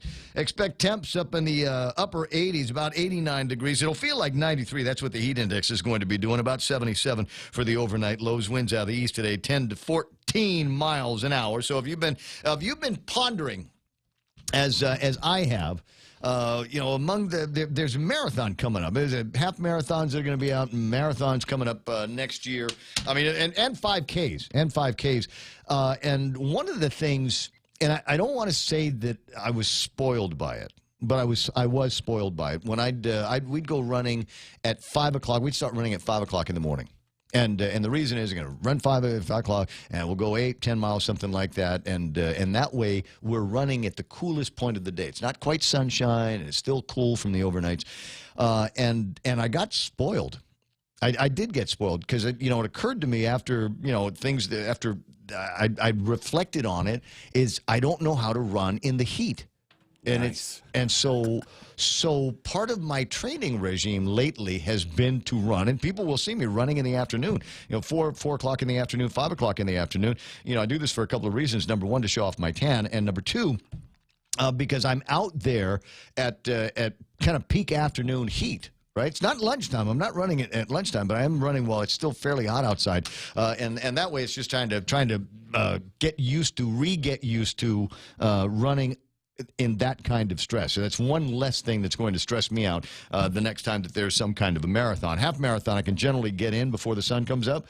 Marathon, forget about it. I don't care what time you start the marathon. I'm going to be running in the heat, and so I need to prep for that. And I can't remember why I brought it up. I forgot why. Why did I bring it up? Do you remember? Just something about the sunshine. These marathons are coming up. Well, I'm just thinking, if for those, this is a good day for those of you that are running or cycling or doing something and are like me, thinking, how do I train myself out from under stress? That's the way to do it. So find whatever it is that stresses you out and train during that time, and it's one less thing. It's like running hills. Like you bike. Well, and you bike in the afternoon. I understand that getting comfortable with being uncomfortable. Yeah, exactly. That's the concept. Well, Father, 9:12 in the morning, Ray Gibson Show, and I'm playing tag with another thought here, and it comes from a black space in my head, which is that everybody's got one, right? Everybody's got one. And this black space in my head is there's a bunch of people that are running for political office right now that aren't going to make it. You ain't gonna make it. I didn't do it. I'm not responsible for you not making it. I don't have the latest Ron McNinch survey, right? I don't have it in front of me. I don't think I have it in front of me. Because there's a joke in my head. And let's just say it's Roland Bloss, right? That came in dead last on that. Was it? Was it him? I believe so. I think it was, yeah. So the Tetra, right? The Tetra guy? Yeah, that's the one. I'm not trying to make a joke or make anybody feel bad, but I'm just saying, for some people that know you're not going to make the top 15, isn't that the goal now? Just don't be behind him. Isn't this like his third or maybe fourth attempt? I think it might be his fourth. I think it could be number 4. I don't know. Nice fella. I've had the opportunity to talk with him many times, and wish all of them good luck. Eddie Cruz this morning says, "Run for public office, Ray. You will feel the heat." No, absolutely not. I'll just tell you right now. I'll tell you right now. I'm not afraid. I'm not afraid. Are there skeletons in the closet? Sure. Are there rumors? Always. Here's the just vote for me. It's all true. Whatever you heard, it's all true. There. Just get out from under it. Have all these people going to think, oh, yeah, I'm just going to accuse him of this. Whatever, go ahead. Yeah, you're right. Next. Throw yourself under the bus. I did it. But I did it for the kids. As long as you've got, what did he say? What did he say? You attack an emotions-based, you respond to an emotions-based attack with an emotions-based counter-response. Why did you do that? I did it for the children's. That's why. I did it for the Manumco. I did it for the people who have no voice of their own. That's why. Anyway, so like I said, so the next line of thinking comes from that dark space in my heart that says, you know what? There's a bunch of people that aren't going to be called into public office or called back to public office. What will we do now? What is your plan? And some of you might not have a plan, which is why I've taken the time, trouble, and expense of opening up the back pages of both of the newspapers today to see if there's any good jobs that might be out for people. So the only problem is that you get a lot of people that run for political office. You know what they know how to do? Nothing. They don't know how to do it. Did you ever have a real job? You mean after youth Congress? No. I've never actually had a private sector job, 8 to 5. You get customers, whatever. Do you know how to do anything? I know how to run for office. So you might not be qualified for some of these positions, which is an interesting thing to say, because it means that some of the people that are qualified must be pretty smart. As an example, IP&E has an opening right now for a tanker driver. And in my mind, because it's not a big place in there. In my mind, the tanker driver job is a job that could be considered fraught with danger. You have to be careful if you are going to be a tanker driver because there's gasoline behind you. I used to get scared pulling up to one of those at a stoplight and just thinking it might blow up on me. It could go any time, right?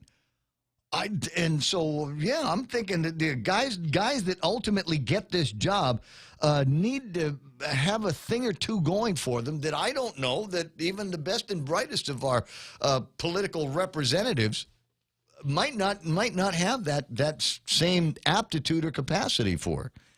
Yeah, maybe that's the way we'll look at this as you making your way through the ballot. Is this somebody that I would trust behind the wheel of a tanker truck with gasoline in it?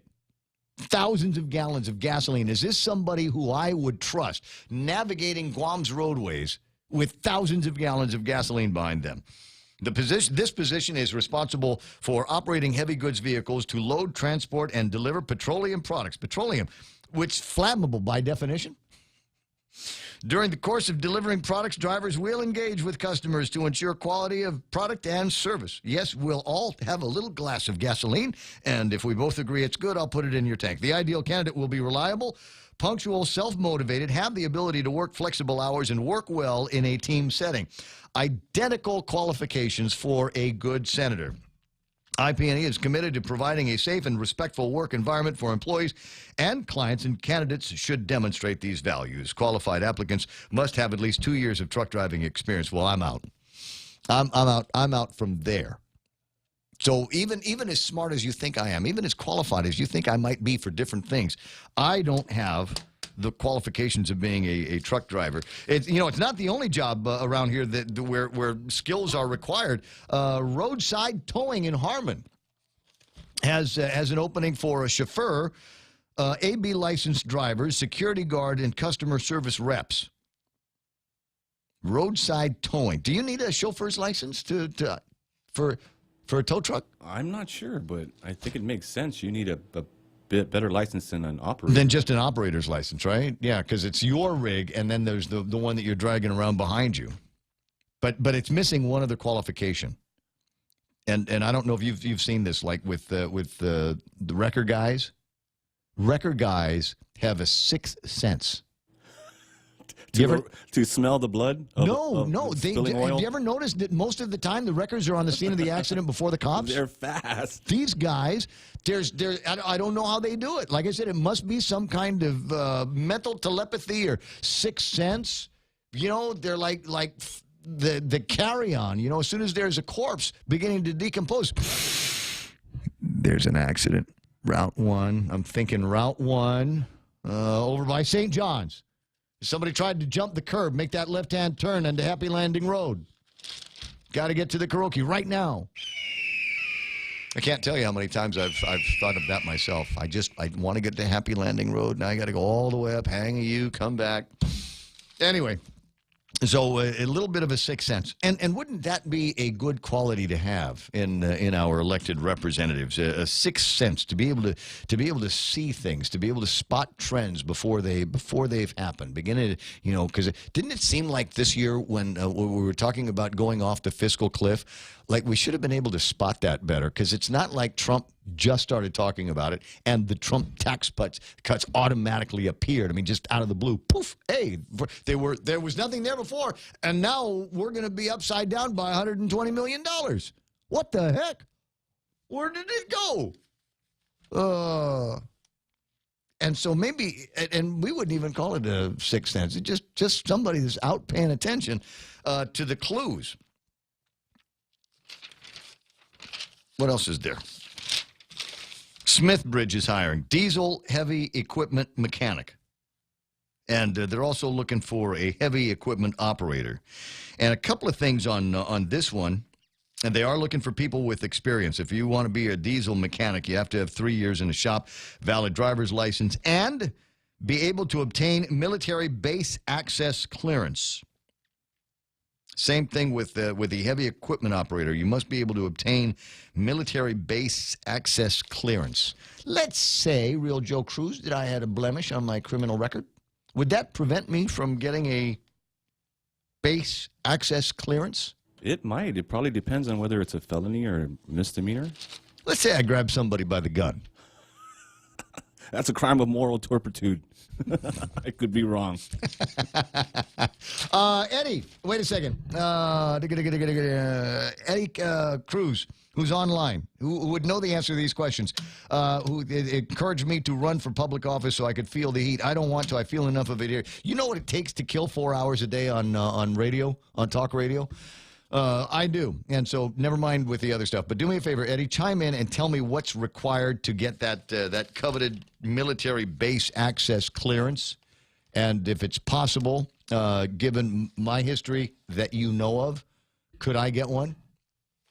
You know, I've been able to pass the FBI test, so I can get my gun permit, right? So I would assume if they leaned over and said, yeah, he's okay to carry a gun, you think that they didn't find any blemishes that were significant enough to keep me from getting on a military base. I swear, there's only one thing I need there. It's called Popeyes.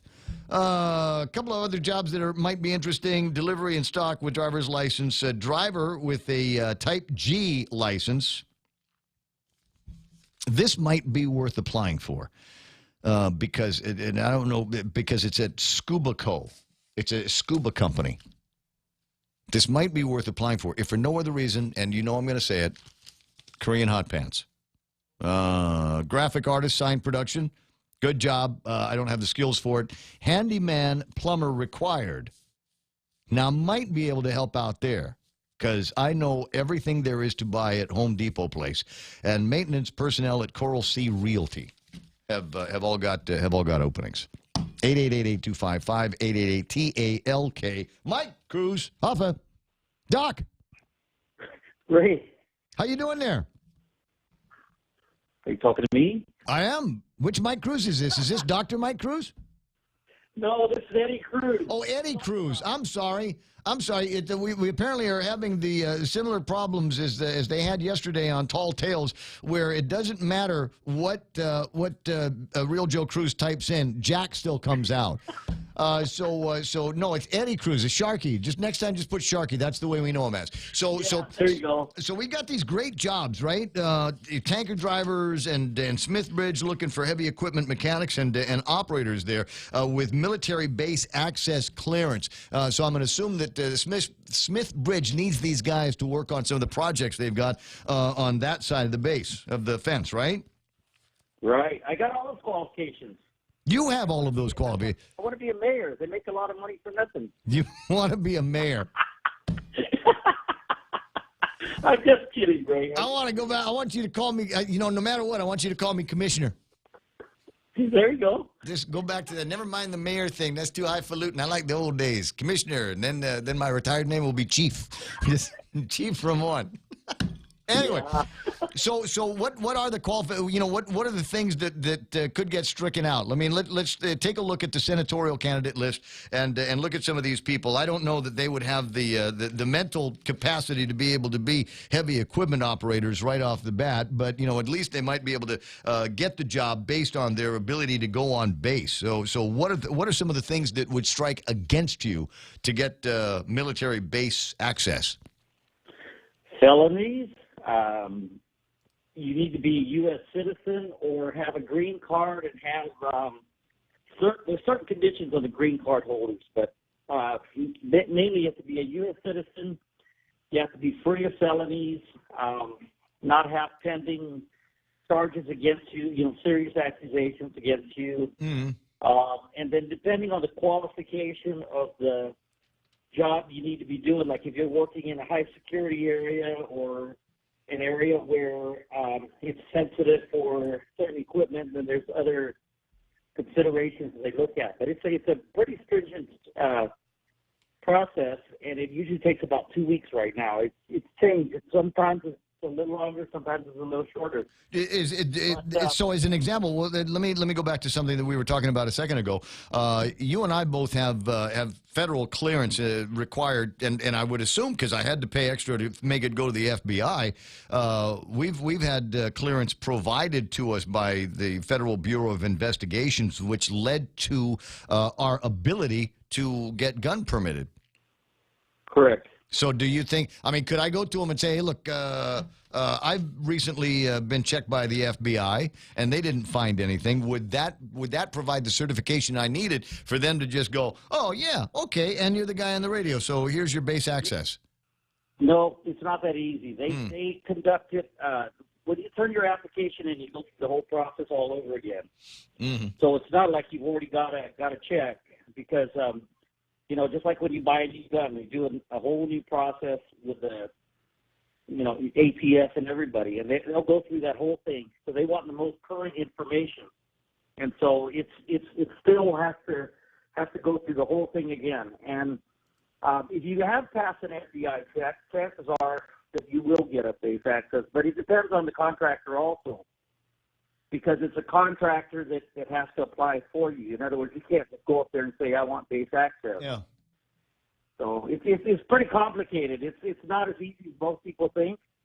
And it seems like it's easier for some contractors than it is for others, depending on, I guess, the scope of their work and how many projects they have on base, whether they get priority as far as getting approval quicker. Yeah, I got you.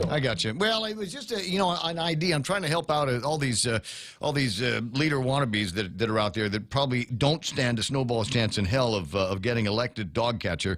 And I want to make sure that no matter what, there will always be some place for them to go. But as I think about it, heavy equipment operator, heavy equipment wranglers, and things like that. Tanker drivers.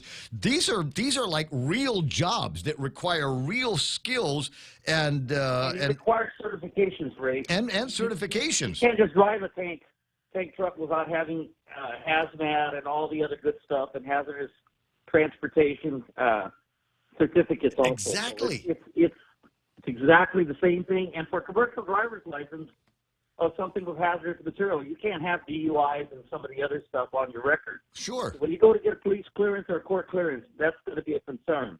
Well, so as I say, I keep looking at, we're talking, if you heard me yesterday talking about, the people that are running for public office, I will look at it through my filter, and my filter is who's good for talk radio. Who's going to be great? Of the three running for governor, who's good for talk radio?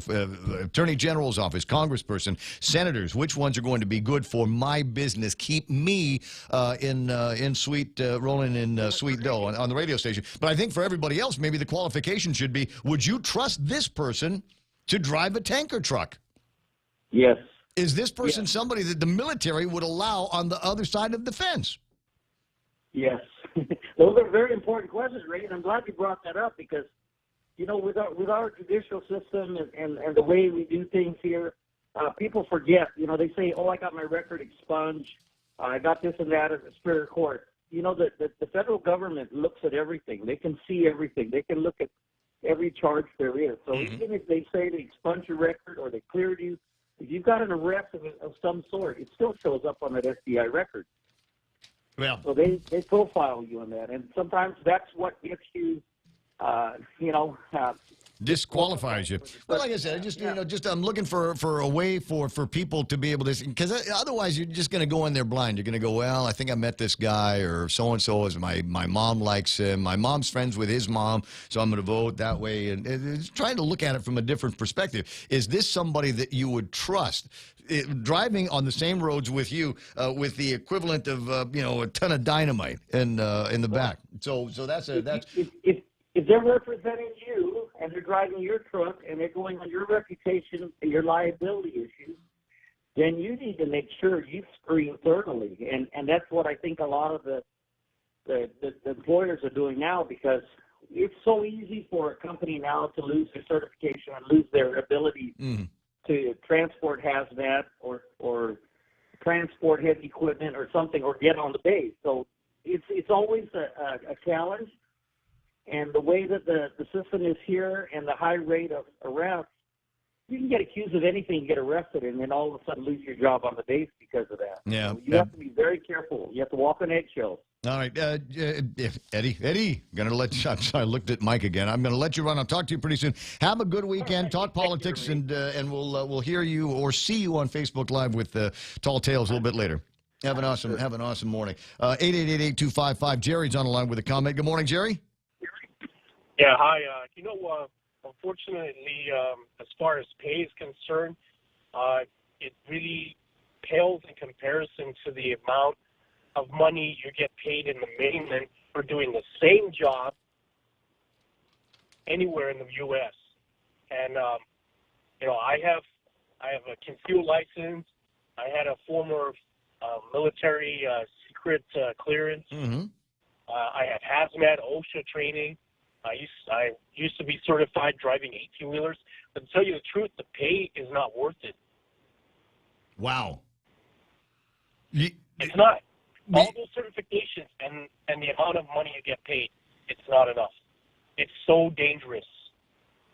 Well, and there have been issues in the past. I'm trying to remember. Was it once upon a time that somebody lost control of a vehicle, and I don't recall exactly what the end of that investigation was, but somebody lost control of a vehicle down in Molesso or something. Was it Molesso or Umatic? I remember that. That's number one. Their brakes. To think about it, right? I don't want to say anything about it, but to tell you the truth, that individual was not aware of his the PMCS records.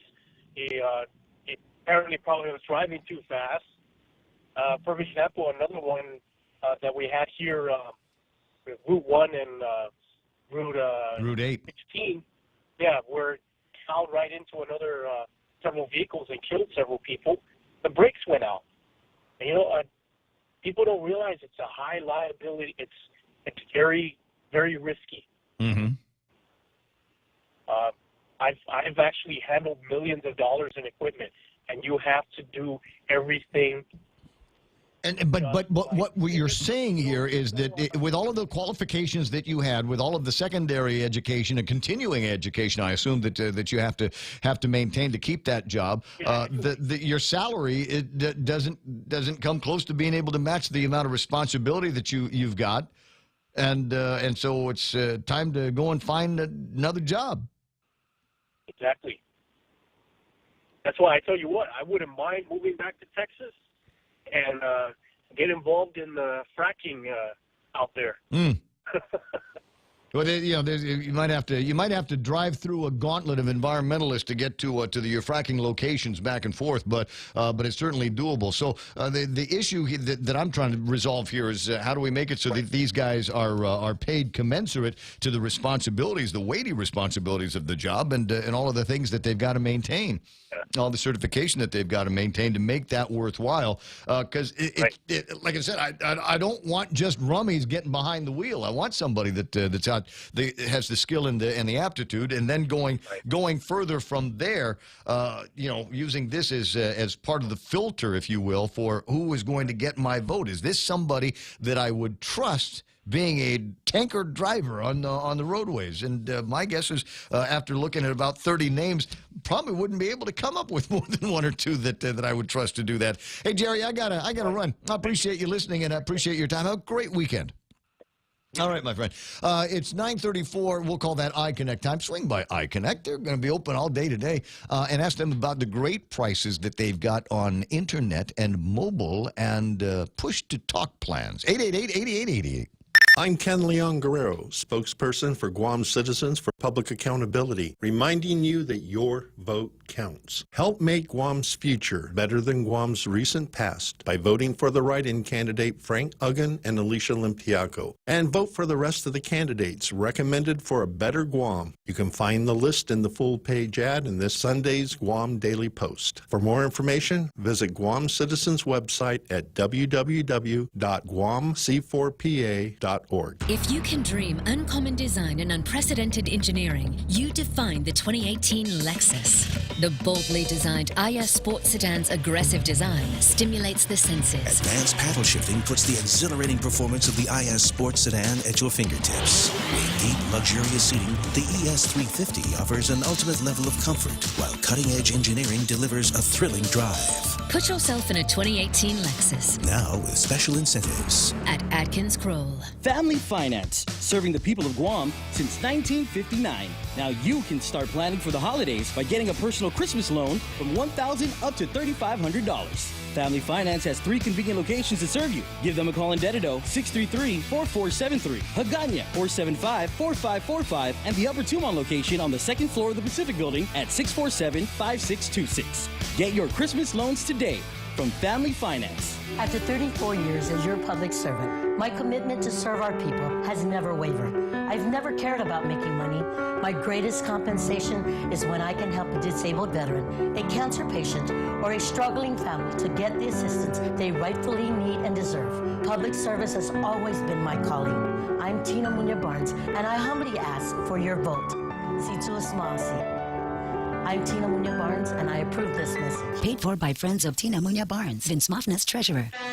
Here at APL, our core values give the company its heart and soul. Whether it's connecting your business with our global network through our newly enhanced service or investing our efforts into giving back to the community, APL is committed to serving you. We humbly honor the opportunity to find innovative solutions for you and your business. To learn more about our enhanced service, call 588-4651 or visit www.apl.com/Guam for more details.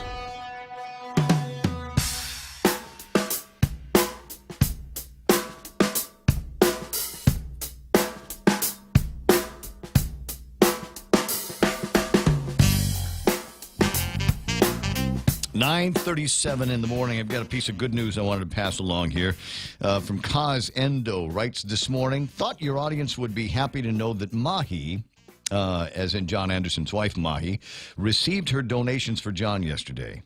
My kids delivered the good news. $7,000 plus raised between the Rotary donations, the fundraiser that we had last Friday night over at Splash, which is a great place to have a fundraiser, by the way, and the GoFundMe account that was set up in his name. John says, hello to everyone. Thank you. And even enjoyed a spoon of ice cream to celebrate. And that is very, very happy news. And I'm sure that the GoFundMe link is still live. So just go to GoFundMe and look for John, Jon Anderson, Anderson. And something will come up. And at least one guy, Tom, who checks in every once in a while on Facebook Live, responsible for at least one of those $7,000 that were donated. A couple of other things that are in the table of contents I've just been yakking about here because it is.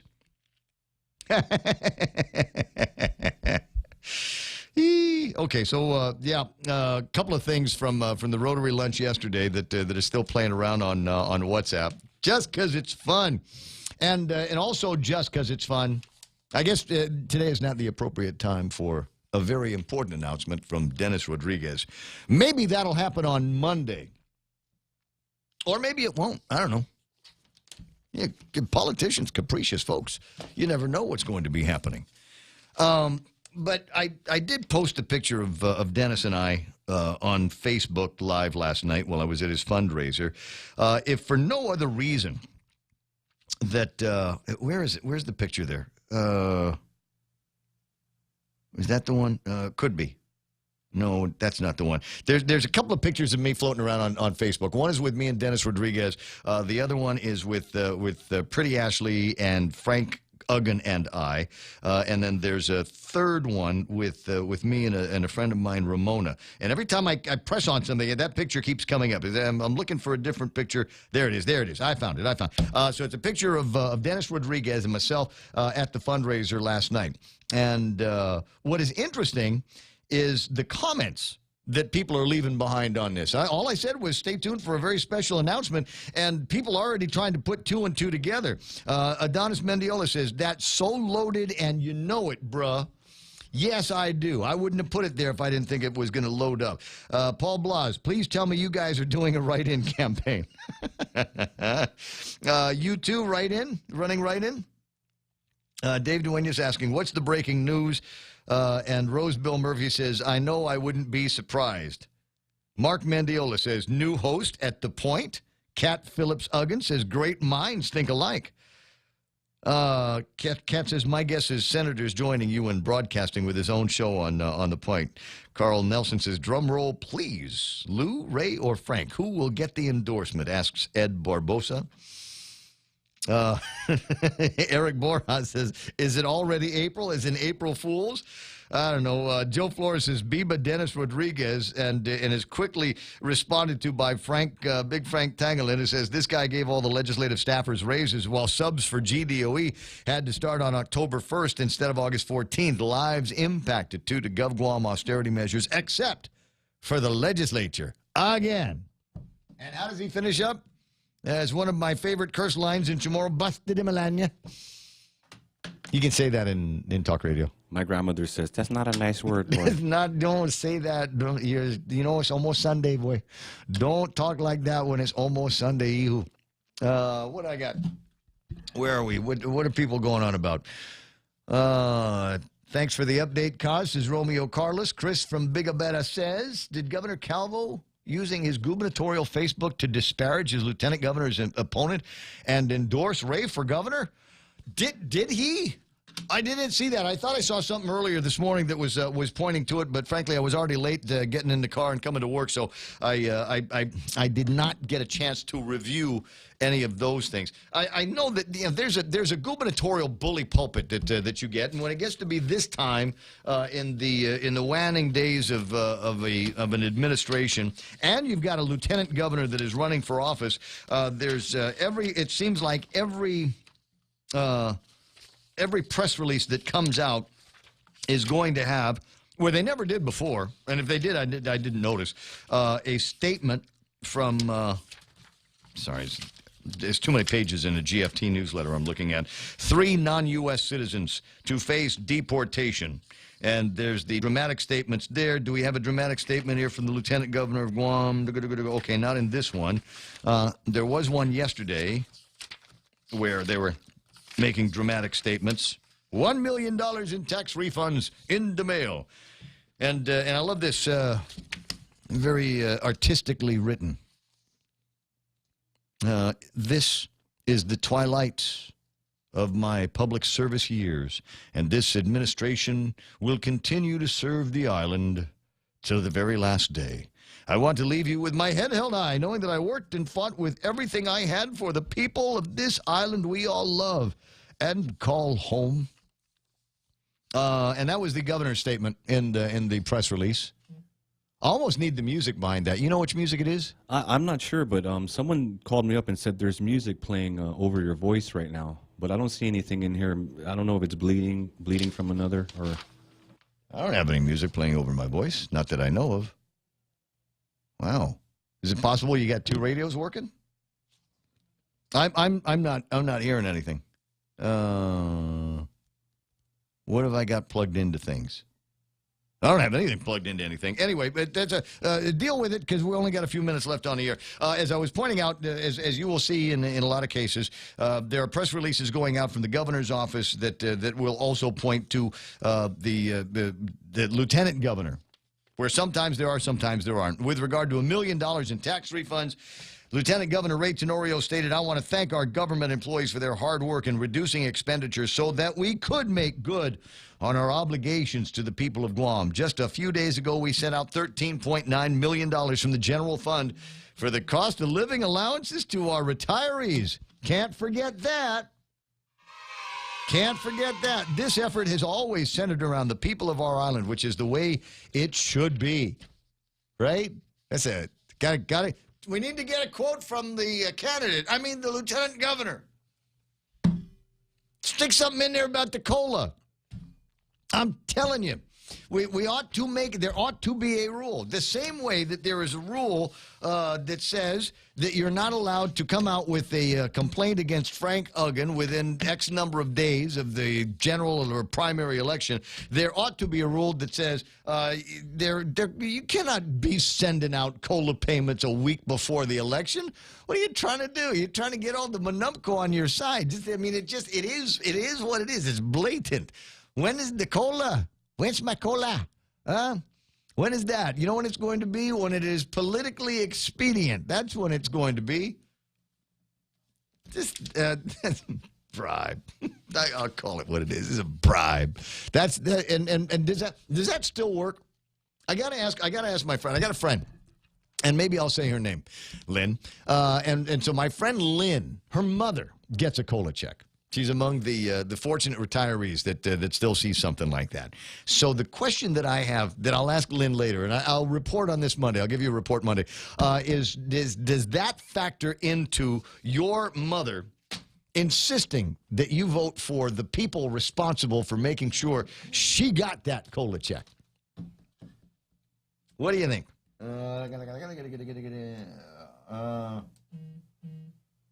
Yeah, they might have another internet window open, but I don't know. I don't think anything's bleeding on. I'm not hearing anything on my. You know what? I'm not going to worry about it. Okay, I'm not going to think about it. I've my whole week has been consumed with technical thoughts. Debbie's asking. Debbie got a picture. Debbie saw the picture of me and Pretty Ashley and Frank, saying, "Is that an endorsement?" Yes, it is. I am endorsing Pretty Ashley. Hey, wait. Give me a second. Talked about that. I'm looking at the table. You guys have seen this, right? In my notebook, these are my table of contents. So the process is I'm at my desk every morning at 4:45. I actually start working about 10 to 6, but I'm at my desk at 4:45, and I start perusing all the newspapers and all the newscast scripts and things like that, looking for interesting things that we can talk about on the radio. That job is going to be a whole lot harder next week after the election, unless there's a runoff.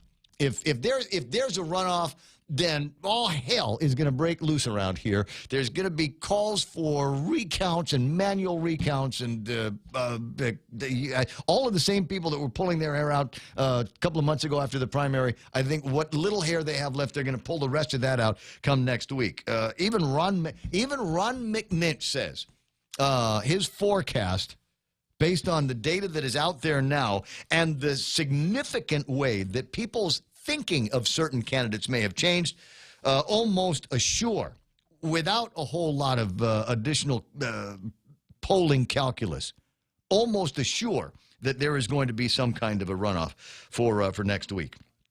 But if it doesn't happen, then we ramp into discussions about when the inauguration is going to be, congratulatory interviews, and when we sit down and start talking about the issues that you want to tackle day number one, week number one, month number one, and the people that you're going to bring in to tackle those problems. That's in my mind, the important question, and I keep asking it, and I keep not getting the answer. Who's it that's going to be in charge of the Department of Revenue and Taxation? Who will be there? I don't know that it's... I don't know if it's going to be the same guys that are there now. Might be somebody in the Department of Revenue and Taxation, but I don't know who it's going to end up being. So, you know, there are a couple of names that got floated around. I want to know who's going to be in charge of Guam Memorial Hospital in the coming year. Coming 2 years, 3 years, 4 years. Who are you going to appoint to sit on the board? Who will you appoint to sit on the Chamorro Land Trust Commission? As an example, the beleaguered Chamorro Land Trust Commission. Who will you talk to there about finally making sure that the rules and the regulations, exactly how it's supposed to work out with the people's land? Who are you going to put there? Right? And I want to know, because, you know, even though I don't know everything about everything, I think I do know the right people to ask. So when they say, you know what, I'm going to put Real Joe Cruz there at CLTC, I'm going to make him in charge of that. And then I'm going to go, oh, that's right. That's one of your cronies. That's one of your cronies. You know what, that job, his qualifications for that job are nil. He's only going there because he helped you fold chairs at the rallies, right? That's the only reason why. And frankly, he could have gone there. He could have gone to EPA. He could have gone at the Chamorro Commission, right?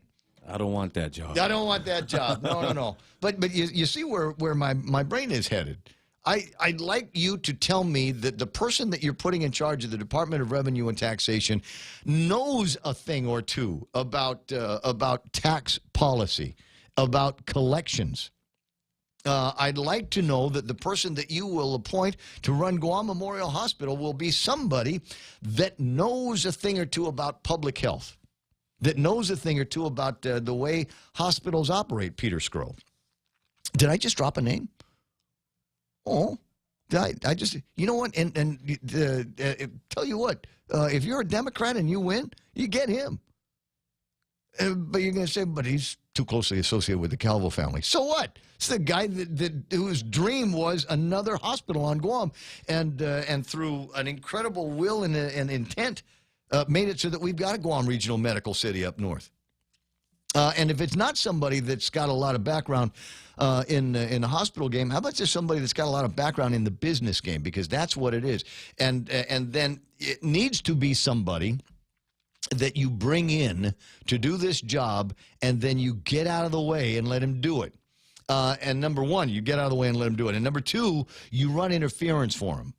Because we've seen this happen before where guys get lined up for that job, and at the first hint of some kind of a political backlash, like, oh, they're firing people that don't have any business working at Guam Memorial Hospital, or they're talking about reducing this department because we don't need it.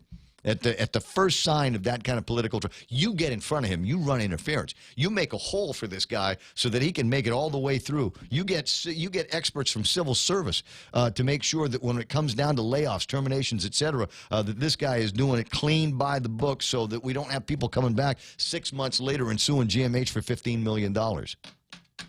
That's what I want to see.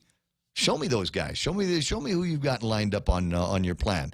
And if it's political cronies, you better have a really good reason why you got them there. What time is it? 9:52. Last break for a Friday morning. I'll be right back. Day. My name is Steve Guerrero, and I'm running for senator. Our community once again is being asked to bail the government out of its financial mess through tax increases. Our small island government is now spending $1 billion annually. Where's our tax dollars going? What's needed is fiscal responsibility. I say we can run this government without increasing taxes. In fact, I propose to roll taxes back. With your vote, I will bring my 30 years of experience in government finance to address the core fiscal problems plaguing government today. Please vote for me, Steve Guerrero. It's time for action. Paid for by Friends for Steve Guerrero. Guam Regional Medical City. We bring the healthcare advances of the world directly to you. We are an acute care hospital that complements your needs with our robust outpatient specialty clinics. From preventative care to critical care, we strive for consistent excellence at GRMC. Our core philosophy is where patients are partners, which means we work as a team to make a healthier version of you. For more information about GRMC, visit us at grmc.gu. Super Typhoon Yutu spared us here on Guam, but the same cannot be said for our neighboring islands. From now till November 16th, join us as we help Saipan and Tinian to get back on their feet. Acceptable donations include batteries, flashlights, tools, cleaning supplies, mosquito coils, rope, toiletries, personal hygiene items, and others. Donations can be dropped off to all GTA stores, the Guam Daily Post, all Guam Fire Department stations, and the Santa Teresita Catholic Church. For more information on how you can help, visit postguam.com. As I look around, there are so many longtime Democrats, but it doesn't serve the good of our island or our Democratic Party when we don't embrace the will of our party. And that will was choosing Lou and Josh. The people that have been forgotten, we will bring people helping people back. I'm banking on Lou and Josh. I want to invite those Democrats, those Republicans that are sitting maybe on the sidelines. Well, I want to tell them that they have a home here with us. Family is about more than who you are related to. It includes everyone. This election is coming down to one value and one value only: trust. Who will you trust to protect the people of Guam? And I approve this ad. Lunch with Lacia at 3 Squares, 11:30 to 1:30, $50 a head. I like the food there. That's nice. I'm sorry, that wasn't a plug. That was just me reading something on my phone. Lunch with Lacia. 3 Squares, 11:30. Okay. 888-825-5888-TALK. It's 9:55 in the morning. And I don't often get requests to talk about certain things, but on Facebook Live, I've been asked by Maria to talk about, what is this, a movie, Gosnell, the trial of America's biggest serial killer, starting today at Tango Theaters. Is that her on the phone? Well, let me before I put her on the phone, I want to check out the trailer, if you don't mind. Those of you watching on Facebook Live will be able to see it as well. Duh, because, it's visual radio. Here it comes. All right, listen up. We're looking for anything that looks like drugs or paraphernalia. Philadelphia Police Department, we have a search warrant. What is that smell? I mean, you got to see this. Is this normal? I don't know. I've never been in an abortion clinic before. You are not going to believe what I saw last night. How many? So far, we found over 30 of them. Healthy woman goes into a clinic, comes out dead, and there's no police report? Files have been moved recently. Look at this. You'll be the prosecutor who went after reproductive rights, and you'll be a racist to boot. You've got a lot of folk who'd like to see abortion outlawed. And this is not going to be the case that gives them an excuse. Prosecution has offered you a plea bargain, Dr. Gosnell. But I would have to admit I was guilty. I'm not guilty. When you get to the courthouse, you are going to be swarmed by reporters. You ready for this, Counselor? Where's everybody? When was the last time your division inspected Dr. Gosnell's clinic? We had instructions directly from Governor Ridge's office not to inspect. Couldn't testify in that case about anything. You doubt you'll find a doctor who will. And you look at the facts, you will see what I see. An overly zealous Catholic investigator. Is that what you want to make this about? There's nothing that man did that protects women or children, and you don't have to be a pro-life activist to see that. Kermit Gosnell is perhaps the most prolific serial killer in American history. You better win. Wow. Apparently the show is playing here this weekend. The Gosnell trial, House of Horrors, etc. There's I'm unaware of the existence of the movie. Apparently I'm the only one. Good morning, Maria. Yeah, actually I called in for a couple of things, but Gosnell is it aired last weekend or the weekend before in the continental U.S., and then they quickly canceled them a week later because of the controversy. It addresses this doctor who did thousands of abortions, killing, and he was tried and convicted for life imprisonment without parole. for killing 3 infants that were born. And I just wanted to let everybody know. Born alive. They survived the attempt at the abortion, and then he subsequently killed them. Right, and there were 3 of them that he was charged with. And just to make people aware, they have the weekend and hopefully the rest of the week to watch it, so that they understand the issue of abortion. And of course, he's the very, very extreme.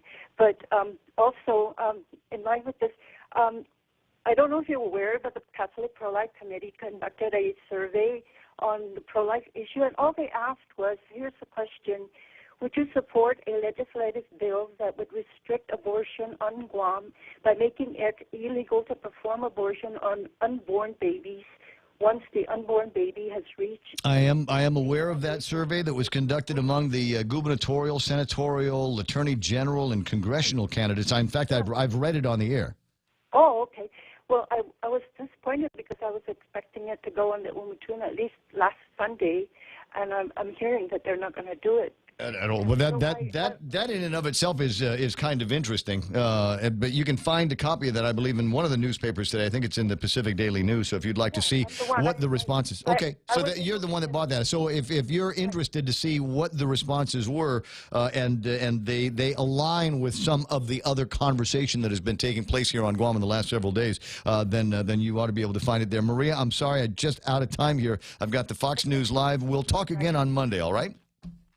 I'll see you later. We're KUSG. I've gotten you time now for Fox News Live. Have a good weekend. Seeking asylum. Already dispatched for the border the United States military, and they will do the job. They're setting up right now, and they're preparing. We hope nothing happens, but if it does, we are totally prepared. And saying they want to throw rocks at our military fights back. We're going to consider it. I told them, consider it a rifle.